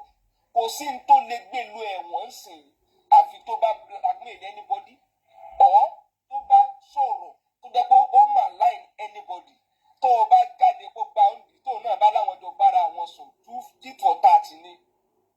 Bó o bá lọ gbé evidence wá náà lè evidence àwọn pé báyìí làwọn náà ti bára àwọn sùn tit for tat ni. Ìwọ ló kọ́kọ́ anybody that come to attack you Ìjẹ̀ṣà don't shy away. Ìwọ ló fẹ́ bà mí lójú jẹ́ pé èmi náà gba òǹdí. Èmi náà ó dẹ̀ sọ fún ọ wípé ìjọ tí mo gba ẹ̀yìn gbà lẹ́yìn ìgbà tí mo sọ pé àjọṣepọ̀ mọ́ ni. Don't let anybody bully you into silence. Àwọn náà ní kò restart life ẹ. Don't allow them to silence you. There is power in you speaking out. Entertainer ní nígbà tán wá ní o má sọ̀rọ̀. Ibo náà ti ẹ̀fẹ́ kó o ti bẹ̀rẹ̀. It is your experience in prison that you will use to restart your life. Anybody that is threatened by that experience, go to hell. Anybody. Níjọ́ tẹ́tí pè ní pedophile. Kòkú. Ó kàn wá lẹ́yìn gbọ́mọ ìdálẹ́ lọ ra súyà. Ẹ wá ń sunkún káàkiri. Ìyẹn ṣe wọ́n dàbí insult. Ó tún ní pé tó ti ẹ̀gbọ́n lu ẹ̀wọ̀n gan-an ti forgive ẹ̀. Ó tún ṣàdúrà fún. Ó ní yóò rọ́pò yóò bímọ. Kí lẹ tún fẹ́? Ṣé kó ṣépè ni? Èpè yẹn lẹ̀ ń wá. Kò ṣépè o, ẹ̀yin lẹ mọ̀ sọ pé èpè pọ̀ o. Àdúrà ló tún ṣe yìí o, lẹ ló tún ti pọ̀ ju o. Kí ló sọ nù interview yẹn tó jẹ́ pé ló affect owó epo tó wọ́n Nàìjíríà? Kí ni tó sọ nù interview yẹn tó jẹ́ pé òun ló jẹ́ kí Nàìjíríà power gíní wá wà epileptic láàfin níná nílé? Kí ló sọ nù interview yẹn tó wá kẹ̀yìn lẹ́kọ̀ọ́ tẹ́ fi rọ́dá sí ìtajà wá sunkún látàná? I don't even understand. Other than some of them just want to form that they are fans on somebody, they want to use it to gain followers. Bàbá Ìbàdàn, bàbá Ijesha Tun, má jẹ́ kán sọ̀rọ̀ ẹnu ẹ, ayé ò ní mú ẹ sí Ijesha. Sọ̀rọ̀ ẹnu ẹ, ayé ò ní mú ẹ sí múni kì í móríṣà. Sọ̀rọ̀ ẹnu ẹ, ayé ò ní mú ẹ sí. Wọ́n ṣe bẹ́ẹ̀ fáwọn kan lánàá. Kódà wọ́n yẹn they are at a very strong position. Wọ́n ṣe bẹ́ẹ̀ fún wọn. Wọ́n sọ dorin ni, wọ́n sọ the experience ni. Àyìndé Síkírù Agbájélọlá, ó ní òní lágbájá kì í sọ̀rọ̀, ọ̀la lágbájá kì í sọ̀rọ̀, ọ̀túnla lágbájá kì í sọ̀rọ̀. Ṣebí nítorí orúkọ ni ẹ̀ta ìdè mọ́lẹ̀ ẹ̀ta ìdè lójú. Ẹgbà pọ́lọ́hún tó dá sùúrù, òun náà ló ṣẹ̀dá ìbínú. Kò kàn yẹ kó pọ̀ lápọ̀jù ẹ̀dẹ́wọ̀ ẹ̀sìn ni. Ohun tó pàdé ìjà ń ó fòrin ṣàlàyé fáyé gbọ́ o. Ó sọ tiẹ̀ náà dórin ni. Èní ẹgbẹ́ bùkátà wá, Àyìndé mo gbọ́ bùkátà ẹ. Ṣé bí bùkátà náà lẹ gbé lọ bá Ijesha? Tẹ́ ẹ ní gbogbo ọ̀nà ti dàrú, kò sọ́kọ́ ńlé mọ́. Wọ́n lẹ̀ lé lóyún mọ́. Ṣé bí ilẹ̀ gbé lọ tẹ́ ẹ fi lọ dá wàhálà? Ẹ wá ní ó mọ́ sọ̀rọ̀ mọ́. Kí ló dé tí ò ní sọ tiẹ̀ náà? Àwọn aṣíwájú tẹ ẹrù pẹ́ ilé. Kódà wọ́n àrẹ́ǹjọ ọmọ wọn lọ bá Àyìndé nílé, ó sọ dorin ni. Ilé tó ó sọ dorin ni. Ijesha sọ tiẹ̀ náà dorin, sọ di ìlú, sọ di tíátà, sọ di kọ́mẹ́dì ká máa wò. Ijesha interview ẹyọ kan lo grant tí ó sunkún o. Àwọn ọ̀tá rẹ̀ gbọ́dọ̀ sunkún tí wọ́n rú o. Á fún ọ lóṣù ká ẹrù tí wọ́n bá fẹ́ rù wọ́n rù lórí. They cannot stand your words. Your words are like sword. Ijesha ní talent àti sọ̀rọ̀. Wọ́n dẹ̀ ń bẹ̀rù ọ̀rọ̀ tó máa jáde lẹ́nu ẹ̀. Ijesha, fire your enemy. I like your coolness. Don't be aggressive. Smile, joke, but eat them with words. Eat them with words. Wọ́n tún ṣe ń ṣàdúrà fún wọn yẹn. Àdúrà tó ń ṣe yẹn èpè ní lọ́dún náà mọ̀ fún wọn tó bá jẹ́ pé kàná ṣe fún ẹ. Don't be offensive. Don't be unruly. Don't be too defensive. Ìtò òṣè má jẹ́ kí wọ́n sọ pé tẹ́ ẹ bá ní mo ṣe náà ló nǹkan fẹ́ máa gbọ́nù. Kọ́ ọ̀nà sọ pé ó ti sọ pé òun ṣe o. Kó tẹ́ ìwé bẹ́nu ara ẹ̀ náà ló fi sọ pé òun ṣe o. Ijesha, don't let anyone bury you in silence. There is power in speaking out. And I'm happy you are regaining your confidence. Thank you all. Ẹ ṣé gan. Ẹ ṣé sà. Àyàm tí wàá tọpẹ́ ṣe lọ́rọ̀ tẹ́fẹ́ bá wa sọ kí n tó máa lọ, ó ti rẹ̀ mí. Gbogbo ẹni tẹ́ send request mo rí ẹ, ó ti rẹ̀ mí. Àyàm tí wàá tọpẹ́. Zeemama. Ṣé fẹ́ sọ̀rọ̀? Best scholar ẹ̀ka mo kí yín o, ẹ̀kú ọ̀rọ̀. Ọlọ́run yín ní. Analysis nígbà tó jẹ́ pé mo wà ní classroom. Seriously, mo kàn flow pẹ̀lú ẹ̀. You are such a brilliant analyst. You are such a brilliant analyst. Thank you, sir. You pay attention to details and you connect very well. Yes, kiss, thank you. Blogger wa nìyẹn. Daddy Ishak, Àyàm tí wàá tọpẹ́ ni barrister wa nínú Warrior. Àwọn ló máa ń jẹ́ ká rántí àwọn nǹkan tá ti gbàgbé. yá Aya tí wá Tọ́pẹ́ à ń gbọ́ yẹ tún mùtù ni.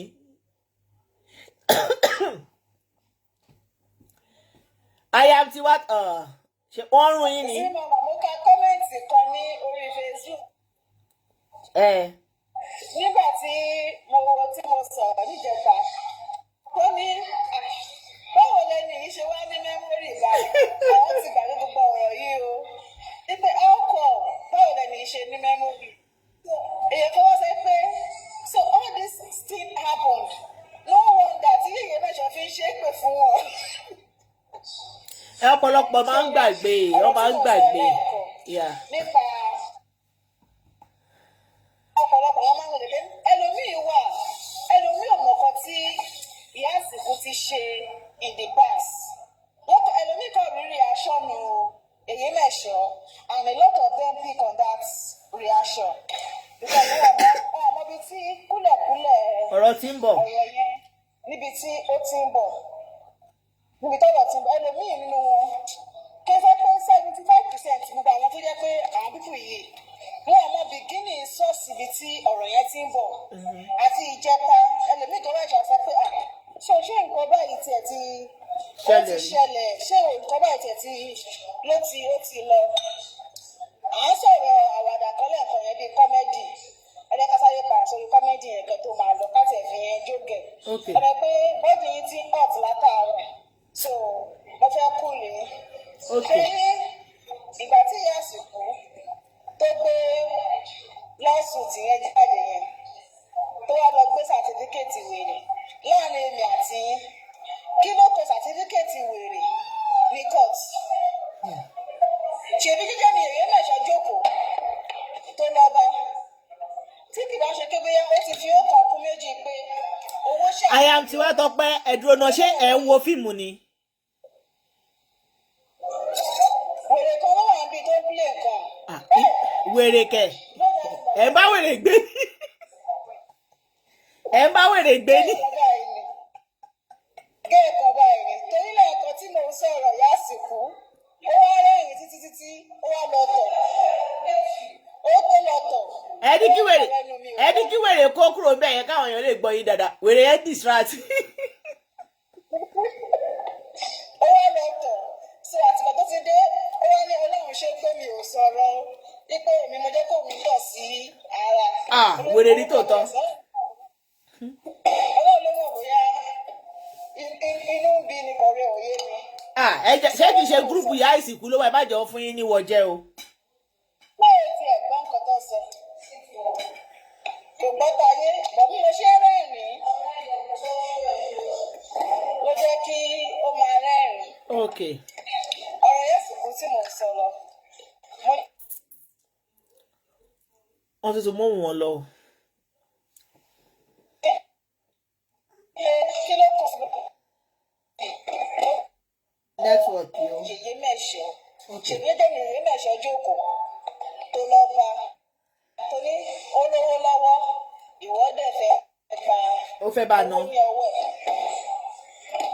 Ó fẹ́ bá ná owó ẹ̀. Ẹ sọ bẹ́ẹ̀. Wèrè orí ẹ̀yìn Abọ́lá rí increase from level 1 to level 4. Ṣé orí oyè tó jáde tó shout tó pariwo nípa alájọṣọ́mọ́lù yìí? Wà nínú sọ́ra. Wèrè kan ti dé. Ẹ̀yin náà ṣe ń gbé láwùjọ àwọn wèrè. Èmi mọ̀ páàrin wèrè ní. Ẹ fún mi ní 1 minute kó fi lọ. Àfi síjọ mi ó ti rẹ èmi o. Mo ti try mo ti lo more than 3 hours. Èmi ò mọ̀ pé Aya tí wá Tọ́pẹ́ ń gbé pẹ̀lú wèrè. No wonder tó ti lè wọ́n ti mọ bọ́ ṣe ń dì pẹ̀lú àwọn wèrè.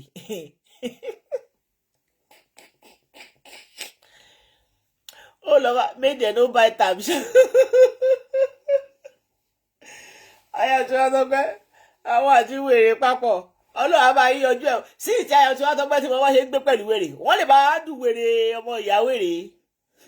Wọ́n lè bá dùn wèrè ọmọ ìyá wèrè. Wọ́n lè bá dùn wèrè ọmọ ìyá wèrè. Ẹ ti dé ojú yóò gbà. Ẹ fọkànbalẹ̀ Ìjẹ̀ṣà ó dàbí Ìjẹ̀ṣà ti lọ sọ́dọ̀ Ayéfẹ́lẹ́ wọ́n á ti lọ sọ̀rọ̀ ńbẹ̀. Ìjẹ̀ṣà wọn iṣẹ́ ọmọdé mistake tó ti ṣe láti lẹ̀ pé wọn tètè pariwo síta ló fà kálọ́ ti pariwo ní gbogbo àwọn olórí burúkú tó sọra wọn di kí n kan rí social media terrorist.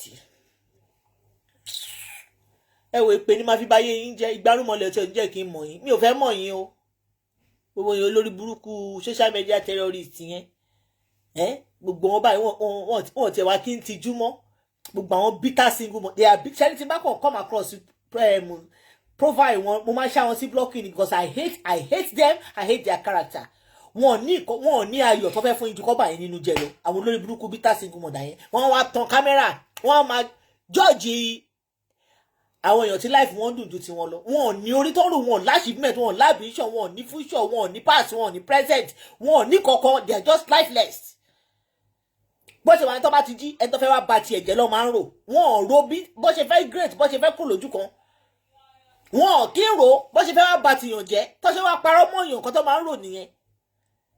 That is why you see me I don't do clubs I don't know them àti lọ́rẹ̀ẹ́ wá dogun because you be scared pé àmọ́rú kárátà tẹ́lẹ̀ ní kẹwàá àwọn olórí burúkú bitter single mother yẹn o tó wà ní gúrùpù ìyá ìsìnkú o wọ́n tún máa ń jẹra wọn lẹ́sẹ̀ wọn èèrà ò fẹ́ràn pòròpórò dénú ara wọn wọ́n máa ń jẹra wọn lẹ́sẹ̀ báyé ara wọn jẹ́ jalè ara wọn wọ́n máa ń jalè ara wọn wọn ń láyọ̀ because their motto is not to have happiness sadness is their joy olórí burúkú ni wọ́n.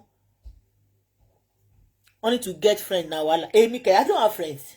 Lẹ ṣe rí mi tí mo ra dúró mi báyìí. Àwọn tó fẹ́ ṣe bridal fún mi gan ṣe mo ń ṣe àwọn kiri ni pé you do bridal if you betray me wo gbárùmọ̀lẹ̀ ló máa bá tiẹ̀ jẹ́ o. I don't have friends. I don't have. If you see me in Nigeria, it's me and my Ati. I don't have friends. Ẹ wo bá Ijesha, I can be your friend. Me I don't be my friend ọkùnrin for that matter. I don't have friends. Don't worry, my husband is okay for me and my children. And sometimes if I feel like listening to advice, I will call Alakonke. My Alakonke, she will talk to me. And sometimes if I feel like to gossip, I will call Auntie Buki Jesse. She's my gossip partner. You see those two, I just love everything about them. And I'm okay. Zeemama says this, Nibo, because I'm in a free hand. I bet you Zeemama so this way she because I don't have friend. The only two big sisters, Timoni, BJ, Yeye Mesho. Ọ̀nà táwọn méjì dẹ̀ fi ń gbà add value sí mi ó yàtọ̀tọ̀, you know. Yeye Mesho is on live. Okay, ẹ jẹ́ ká lọ wá Alákọ̀ọ́kẹ́. Yeye Mesho is on live. So it's better you guys go and watch her. Ẹ̀yin ti TikTok. Ṣé Yeye Mesho wà live lórí TikTok? Ẹ̀yin ti TikTok ẹ jọ̀ọ́ ẹ support Alákọ̀ọ́kẹ́ lórí TikTok live. Àtìgbà tí Yeye Mesho ti ń ṣe live lórí TikTok kì í sìn àwọn ará TikTok ti understand wọn tẹ́lẹ̀ tán kì í ṣe live lórí TikTok àwọn olórí burúkú bitter single mother yẹn wọ́n máa cut video wọ́n máa manipulate ẹ máa gbọ́ Lizzy Anjorin ti lè ṣe pé jù èpè tó máa ń ṣe ẹni ò dá ìwọ tó wọ̀ èpè kí ló tí èpè tí Lizzy Anjorin ṣe ń ta ẹ létí tí Yeye Mesho bá ń ṣe pè mí ti bábà máa ń ṣe àmì ni àmì because mi wọ èpè sí wọn ṣẹ̀fọ́ ká ní pé mò ń wọ èpè sí wọn sìn ní ẹ̀rọ kan máa jẹ́ mi pé èpè yìí dẹ̀ máa ṣe òmí ló ń bá rí o gbogbo àwọn tí wọ́n ń ṣe aburú fún Lizzy Anjorin yẹn àwọn ló ń pariwo pé Lizzy Anjorin ti lè ṣe pé jù Lizzy Anjorin ti lè ṣe pé torí pé wọ́n wà ẹ̀ ń wà aburú sí yẹn ṣé kó máa ṣàdúrà fún yín ni Lizzy Anjorin kì í ṣe bàbá Ìjẹ̀ṣà tó ń ṣàdúrà fún yín o bàbá Ìjẹ̀ṣà ló ń ṣàdúrà fáwọn ọ̀tá kò ní dá fáwọn ọ̀tá mi ẹ máa ṣòfò ni Lizzy Anjorin ò sí lára àwọn tó máa ṣàdúrà fáwọn ọ̀tá o torí ẹ̀yin ọ̀tá gan ṣe ẹ wíṣẹ ẹ wẹ́ẹ̀lì ni èèyàn fẹ́ lọ ra ọjà tó máa tà olórí burúkú awó yíyan ó lọ dènà dè wọ́n ní dùmọ̀tà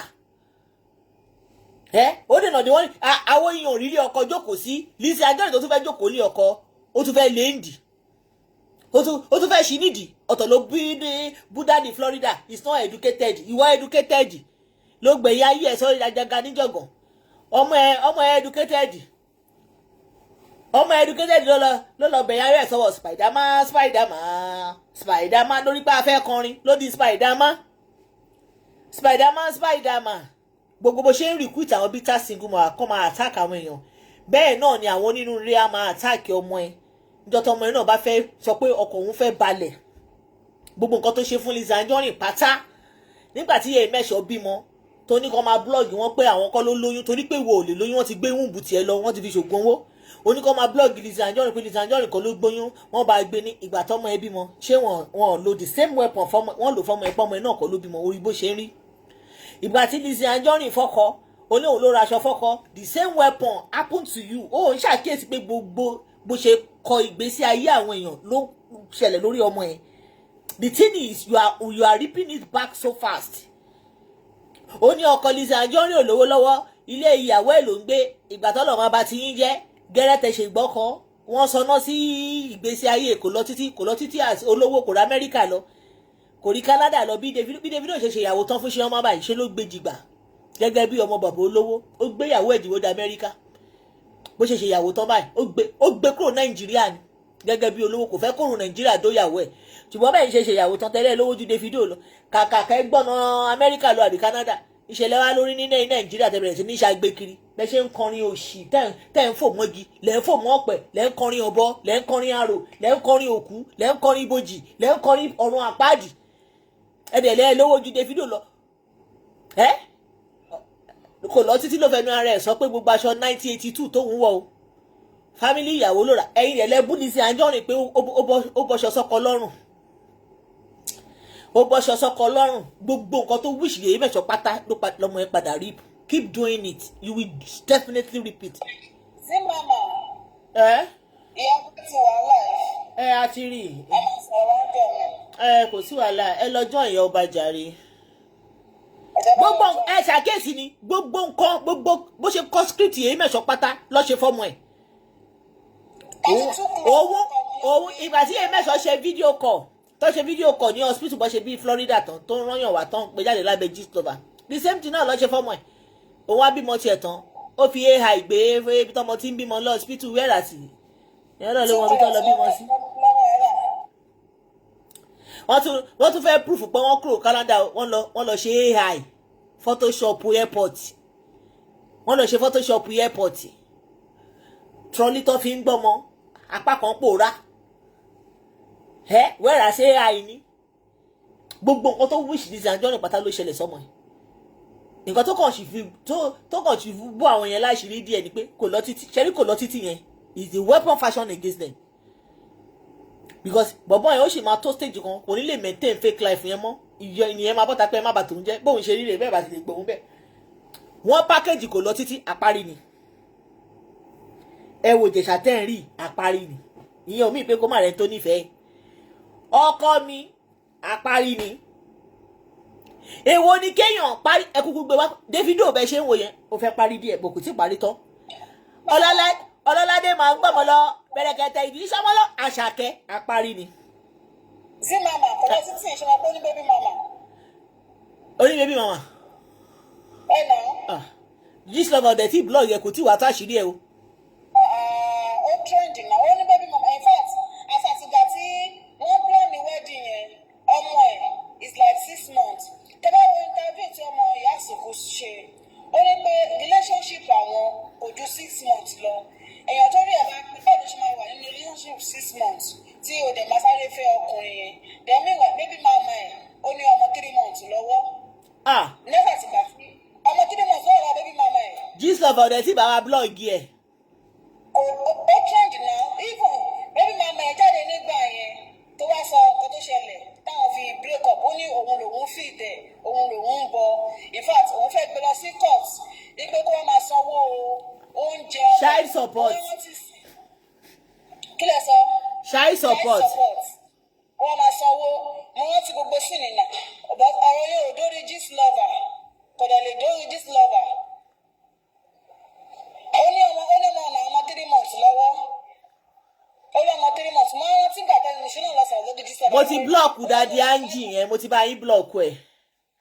olójú Daddy Angie. Ayam Tiwa Tọ́pẹ́ ẹ jẹ́ kí n ṣàṣírí kan fún yín ẹ jẹ́ ṣàṣírí kan fún yín ṣe rí téèyàn bá nínú tó dáa ó lè pàdé ọkùnrin within a month tínú ẹ̀ bá dáa tọ́lọ́ bá dẹ̀ pé ọkùnrin àbí obìnrin yẹn ní tiẹ̀ ó lè ṣèyàwó like ọkọ mi inú relationship wà láti court so ti yé yín inú rẹ̀ adẹ̀síjọ́ wà lọ́jọ́ tẹ̀ ní 15 years still counting but torí pé àwọn ti wùwà tí ò dá sọ́mọlàkejì òun ló ṣe ń pètì gbogbo ẹ̀bí pé ó dá wọ́n ti wùwà tí ò dá ká nípa ọmọ ẹlòmíì ló ní baby father bẹ́ẹ̀ yẹn kán lọ bímọ ojoojúmọ́ ni Gistlover máa fi máa gbé ìtàn ìgbésí ayé baby mama yẹn wá ṣèbí Gistlover náà ló gbé gẹ́tọ̀ máa pé Pascal you pregnant me you have big tummy you pregnant me you have your baby do the ṣèbí Gistlover ló gbé wá but Gistlover ò rí tí kò lọ títí gbé wá ṣẹ́rí kò lọ títí yẹn àwọn ò ní sọ̀rọ̀ ṣùgbọ́n kàmá mọ bó ṣe máa ṣiṣẹ́ ọwọ́ ẹ̀ kàmá kò lọ títí tí wọ́n ń package tán ní kò máa lè fake life yẹn torí pé wọ́n rí Davido ó ra aago fún ìyàwó ẹ̀ the same aago ó ṣe gbogbo àwọn náà lọ gbé tiwọn wá. wo don't be pressurize o ìwọ tó ṣe ń build life má jẹ́ káwọn wèrè kan tán ní life tán kán lé ẹ lérè o they don't have life o they are lifeless o they are lifeless o ẹran tí gbàtàn ni wọ́n ṣe gbọ́kọ wọ́n rí pé Davido ra mọ́tò fún iṣẹ́ ọmọ àwọn náà padà lọ rẹ́ǹtì G-Wagon kan dè ní ìyá àárín nídìí ẹ̀tọ́ ni wọ́n ra mọ́tò fún ọkọ mi á ra mọ́tò fún mi sí ẹ̀ ní rí ń dì mí máa fẹ́ fi ẹ wò ibi tí òun rán mi ni màá máa wà lọ ẹ máa mọ̀ pé mi mo ní I am the owner but ìwé ni wọ́n ra mọ́tò fún yàn kẹ́ má rí ń di èèyàn ẹ máa pè rentage ni just because social media validation social media validation ẹ wẹ́ díẹ̀ máa lọ ti try ọkọ mi ti lọ bí ṣe ó ti dé ọlá máa jáde ó ní ṣòtò ẹ kí wọ́n á play later o but mi lè play ẹ̀ mọ́lẹ̀ ní ọlá á máa play ẹ̀ so ẹ̀yin lovers Ìjẹ̀ṣà tẹ̀sí nígbàgbọ́ pé Ìjẹ̀ṣà ò rape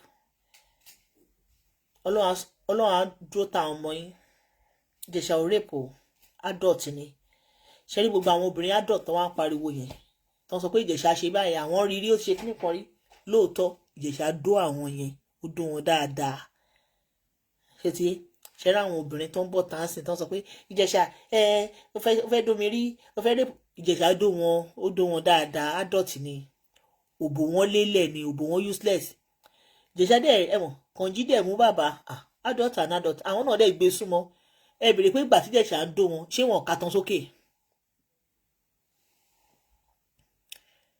ṣé kan tí mo sọ yẹ ẹ bèrè lọ́wọ́ àwọn adult tó ń bọ̀ síta ń sìn pé Ìjẹ̀ṣà fẹ́ rape àwọn ẹ bèrè pé ìgbà tí Ìjẹ̀ṣà ń kó fún wọn dọ́gì gan lọ ṣe dọ́gì ẹni ṣé wọn ò kà tán báyìí wọn ò ṣe ìtàn bí ìtàn láǹtó pẹ̀lú funfun lóbò ẹ bèrè lọ́wọ́ wọn náà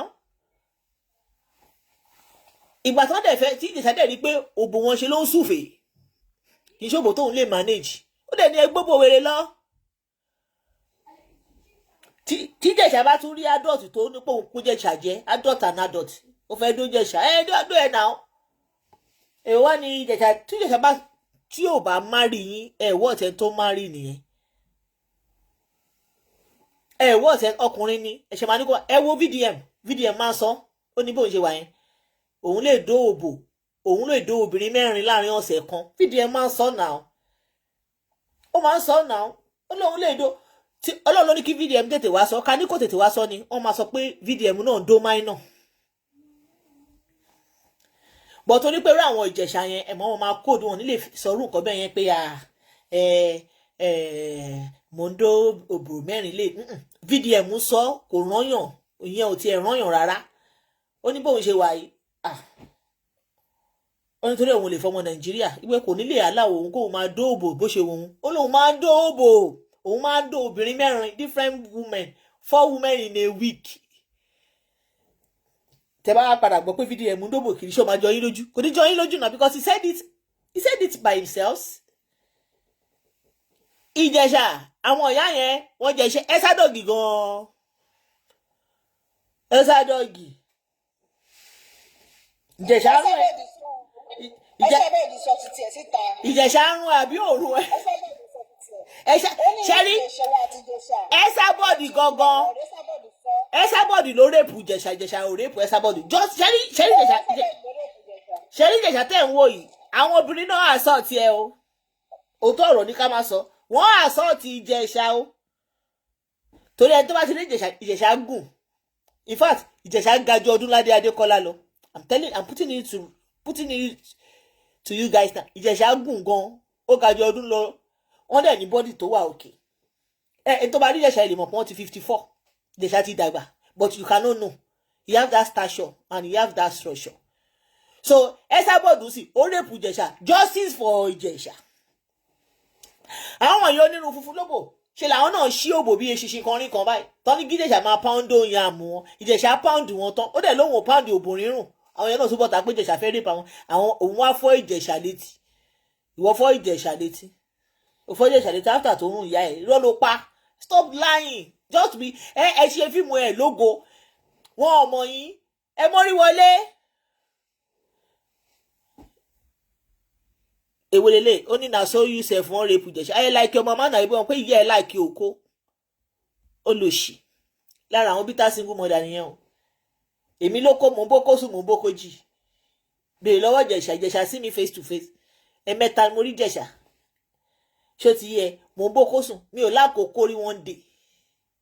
One day mi lákòókò rí. Ẹ̀yin tẹ́ lákòókò lẹ máa ká tán sókè rape ọmọ ọlọ́mọ. Olóbùkún ni. Mo boko sùn 24 hours. 24 hours. O ti gbọ́ kéèyàn dó oko overdose rí. Wà dóko tó wà tún regret pé Ọlọ́run jẹ́ kí n single fóṣù méjì torí pé o fẹ́ gbòmìnira. Abẹ́ ṣí èrè. Ẹ̀rí kèmí wà bítà ni. Èmi rókò. Èmi dóko dáadáa 24 hours ni. Bó bá ṣe wù mí ní. Ìgbà mi máa sì gbé sẹ́nu mọ́jú. Ìgbà mi máa sì kọ̀dí báyìí. Ìgbà mi máa sì fàyàdó. Ìgbà mi máa sì fetídó. Ìgbà mi máa sì ṣídìí àkà. 24 hours ni mo fi dóko. Kò dẹ̀ sígbà tí mo kọlẹ̀kùn oko tó ré oko rí. Lérí ibú. Jọ, ṣé èmi tí mo ti wá yó? Tó ti fún mi lóverdose ńlé. Tó yẹ pé mo ṣì wọ́n bọ́lọ̀ ṣe fẹ́ ṣe ìràpadà fún fùrọ̀ mi ni mo ti máa wó kóńtà. Àbí kò fẹ́ dáa fún ẹni.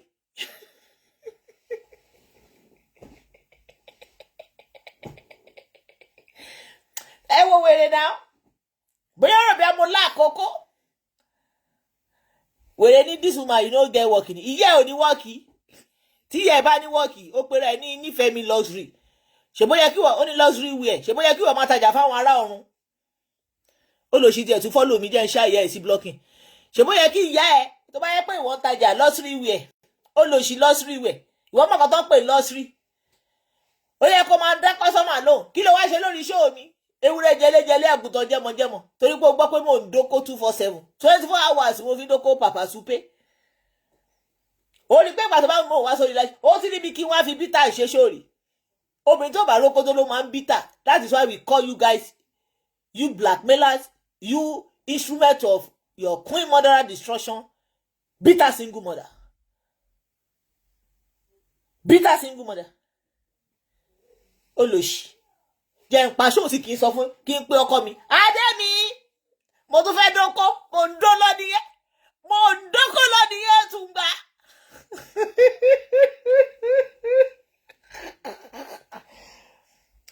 Olóṣèlú burúkú. Wọ́n fèmí wẹ̀wọ̀. Èmi ò láyọ̀ bíi tiyín ni. Nígbà tó lọ́wọ́ bá yọ mí jẹ́. Ìgbà tó lọ́wọ́ tí jẹ́ ìpọkọ mi sìn. Wàá mọ̀ pé 24 hours mo fi ń rókónú lẹ́yìn. After kọ́ mi bá lọ bí iṣẹ́. Àfi tó bá lọ bí iṣẹ́. Àwa dóko débi pé a tún táyà fòkó pé àkókò lọ sí mi. Abẹ́ ṣí eré ni. Ó fi mí wé. Wèrè ó tún lélẹ́yìí.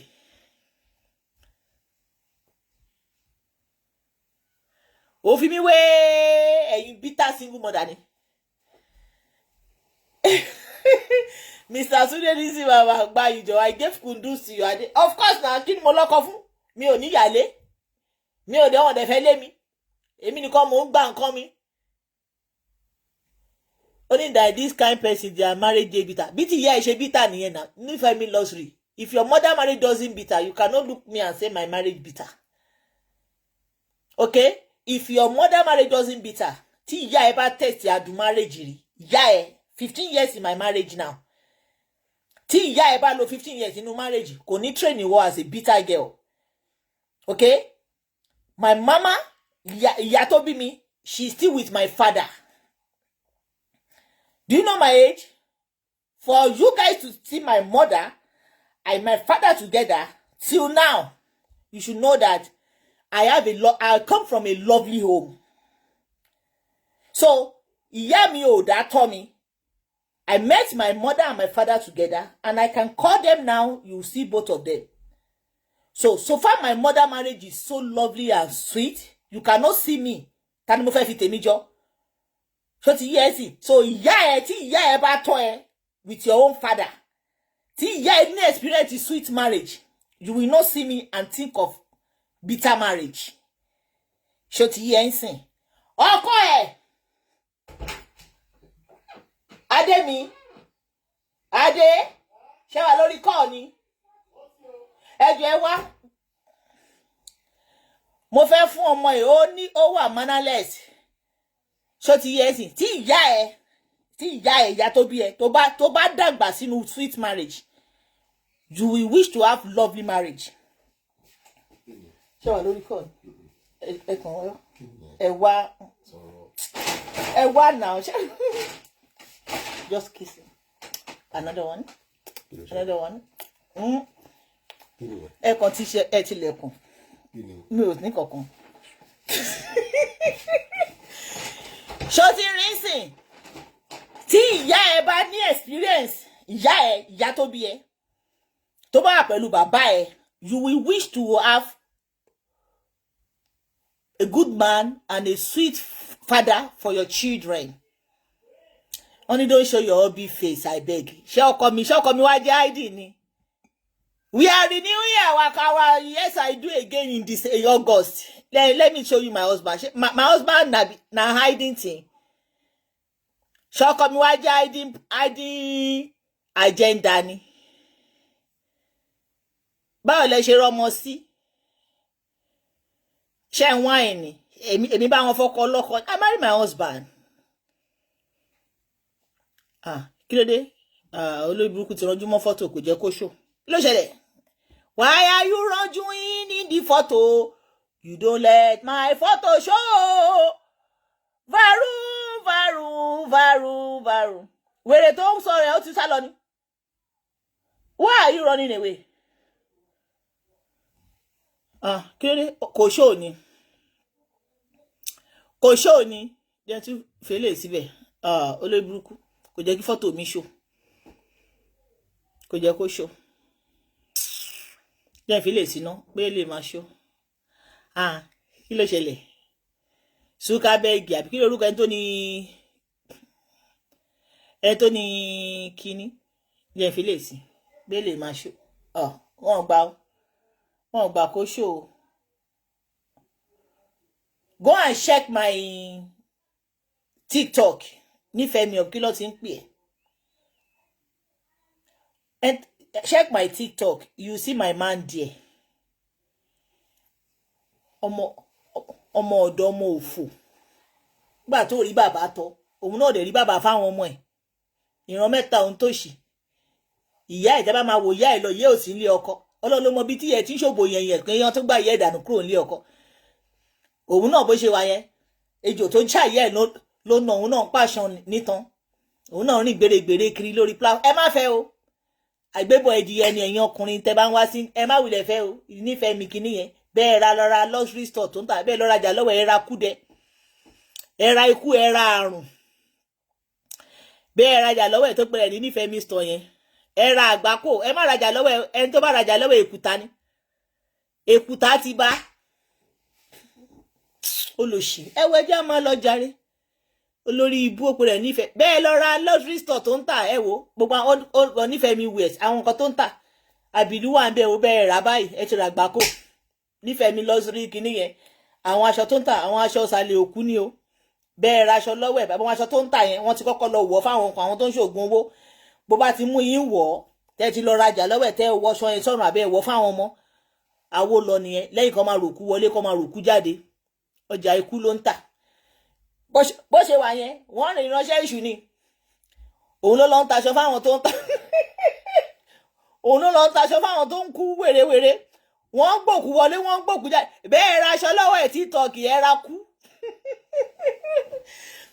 Ẹ wo Facebook ẹjẹ́ ìbálẹ́jà lọ́jọ́ ìdá alákọ̀ọ́kẹ́ ń ṣe ṣó ẹjẹ́ lọ́jọ́ ìní sí à ń jọ rìn ó pè rẹ̀ ní nífẹ̀ẹ́ Mr. bẹ́ẹ̀ ra aṣọ lọ́wọ́ ẹ̀ ikú ni ẹ máa ròkú wọlé ẹ máa ròkú jáde ní aṣọ bad luck ní bó ṣe wà yẹn òun ló àwọn ní instrument tó ń taṣọ fáwọn ìjọba gbọ́ pé àwọn èèyàn ń rọṣọ wọn ní accident wọn kú òun ló taṣọ fún wọn kò sẹ́ni tó raṣọ lọ́wọ́ ẹ̀ ṣe graduation kò sẹ́ni tó raṣọ lọ́wọ́ ẹ̀ ṣe ìṣílé kò sẹ́ni tó raṣọ lọ́wọ́ ẹ̀ ṣe ìkómọ bẹ́ẹ̀ ra aṣọ lọ́wọ́ ẹ̀ báyìí bí kẹ́ máa gbòkú ọmọ sin kẹ́ gbòkú ọkọ kẹ́ gbòkú aya kẹ́ni tó ti ń ṣiṣẹ́ tẹ́lẹ̀ kó bẹ̀rẹ̀ dẹ̀ ní tàràkà bẹ́ẹ̀ni tó ti ń jẹran kó máa jégún ní aṣọ bad luck aṣọ abilu òun ló wà lára ẹ̀ àwọn tó ń kọ́kọ́ àwọn ó láwọn kan tó máa ń wọ̀ tẹ́ bá ti wọ aṣọ lọ́wọ́ ẹ̀ tó bá ti di òru wọ́n máa pèsè dáyín ni pé ìṣẹ̀dá yín o ọ̀tọ̀ ní mi tẹ́ máa lọ máa ṣe kádàrá sí nífẹ̀ẹ́ mi luxury store yẹn kẹ́ ẹ̀ raṣọ lọ́wọ́ ẹ̀ báyìí aṣọ ikú ni àwọn gbárùmọ̀lẹ̀ ló ṣẹ̀ sọ fún mi ìgbárùmọ̀lẹ̀ wọ́n sọ fún mi lọ́wọ́lọ́wọ́ pé aṣọ àgbákò ló ń tà o aṣọ àkóbá aṣọ àdábá bẹ́ẹ̀ ra lọ́wọ́ ẹ̀ aṣọ àgbákò aṣọ àdéhùn aṣọ àgbákò ọlọ́run máa mú wa wọ́n ní aṣẹ́wó kọ́ àní aṣọ àgbákò ló bẹ́ẹ̀ ra aṣọ nǹkan tó ń tà tẹ́ ẹ̀ rajà lọ́wọ́ ẹ̀ ikú ni kì í ṣàrùn àwọn gbárùmọ̀lẹ̀ ló sọ ẹ mọ̀ pé ọmọ gbárùmọ̀lẹ̀ ni mí oníṣẹ̀ṣe ni mí ìgbárùmọ̀lẹ̀ sọ fún mi sìn tó tán okay èmi náà ti mọ àwọn gbárùmọ̀ ẹ lè gbọ́ gbárùmọ̀lẹ̀ ẹ lọ bèèrè lọ́wọ́ àwọn babaláwo yín àbí àwọn àfáà yín bẹ́ẹ̀ ra aṣọ lọ́wọ́ ẹ̀ aṣọ àkóbá ni o you don't see èyí mẹ́ṣọ́ àwọn ti ṣáyín sí blocking nìyẹn ẹ jẹ́ àlọ́ wò wọn ìwà alákànkẹ́ ṣe ṣọ́ ẹ jẹ́ kí n wò alákànkẹ́ mi ṣe ṣọ́ ẹ wò wọ́n ṣe ṣọ́ lọ́wọ́lọ́wọ́. gbà so it has been so heavy. ọmọ tí mi ti ṣe ṣòfò ọmọ tá a ṣe gbé wọlé jì níjẹta ta ni wọ́n play a ṣe gbé wọlé jì níjẹta ni wọ́n ti bá ti dẹ̀ yẹn bá wa náà jẹ gbòòrò jáde fún wa ìyàbọ̀ níjẹta mójú àná mọ́dẹ̀ ṣe ń gbégun fún ẹ tó ń gbégun fún yẹ àtọmọ tó jáde ẹ wẹ jẹ́ lọ́wọ́ alákọ̀ọ́kẹ́ I will see you guys later bye bye Facebook bye bye.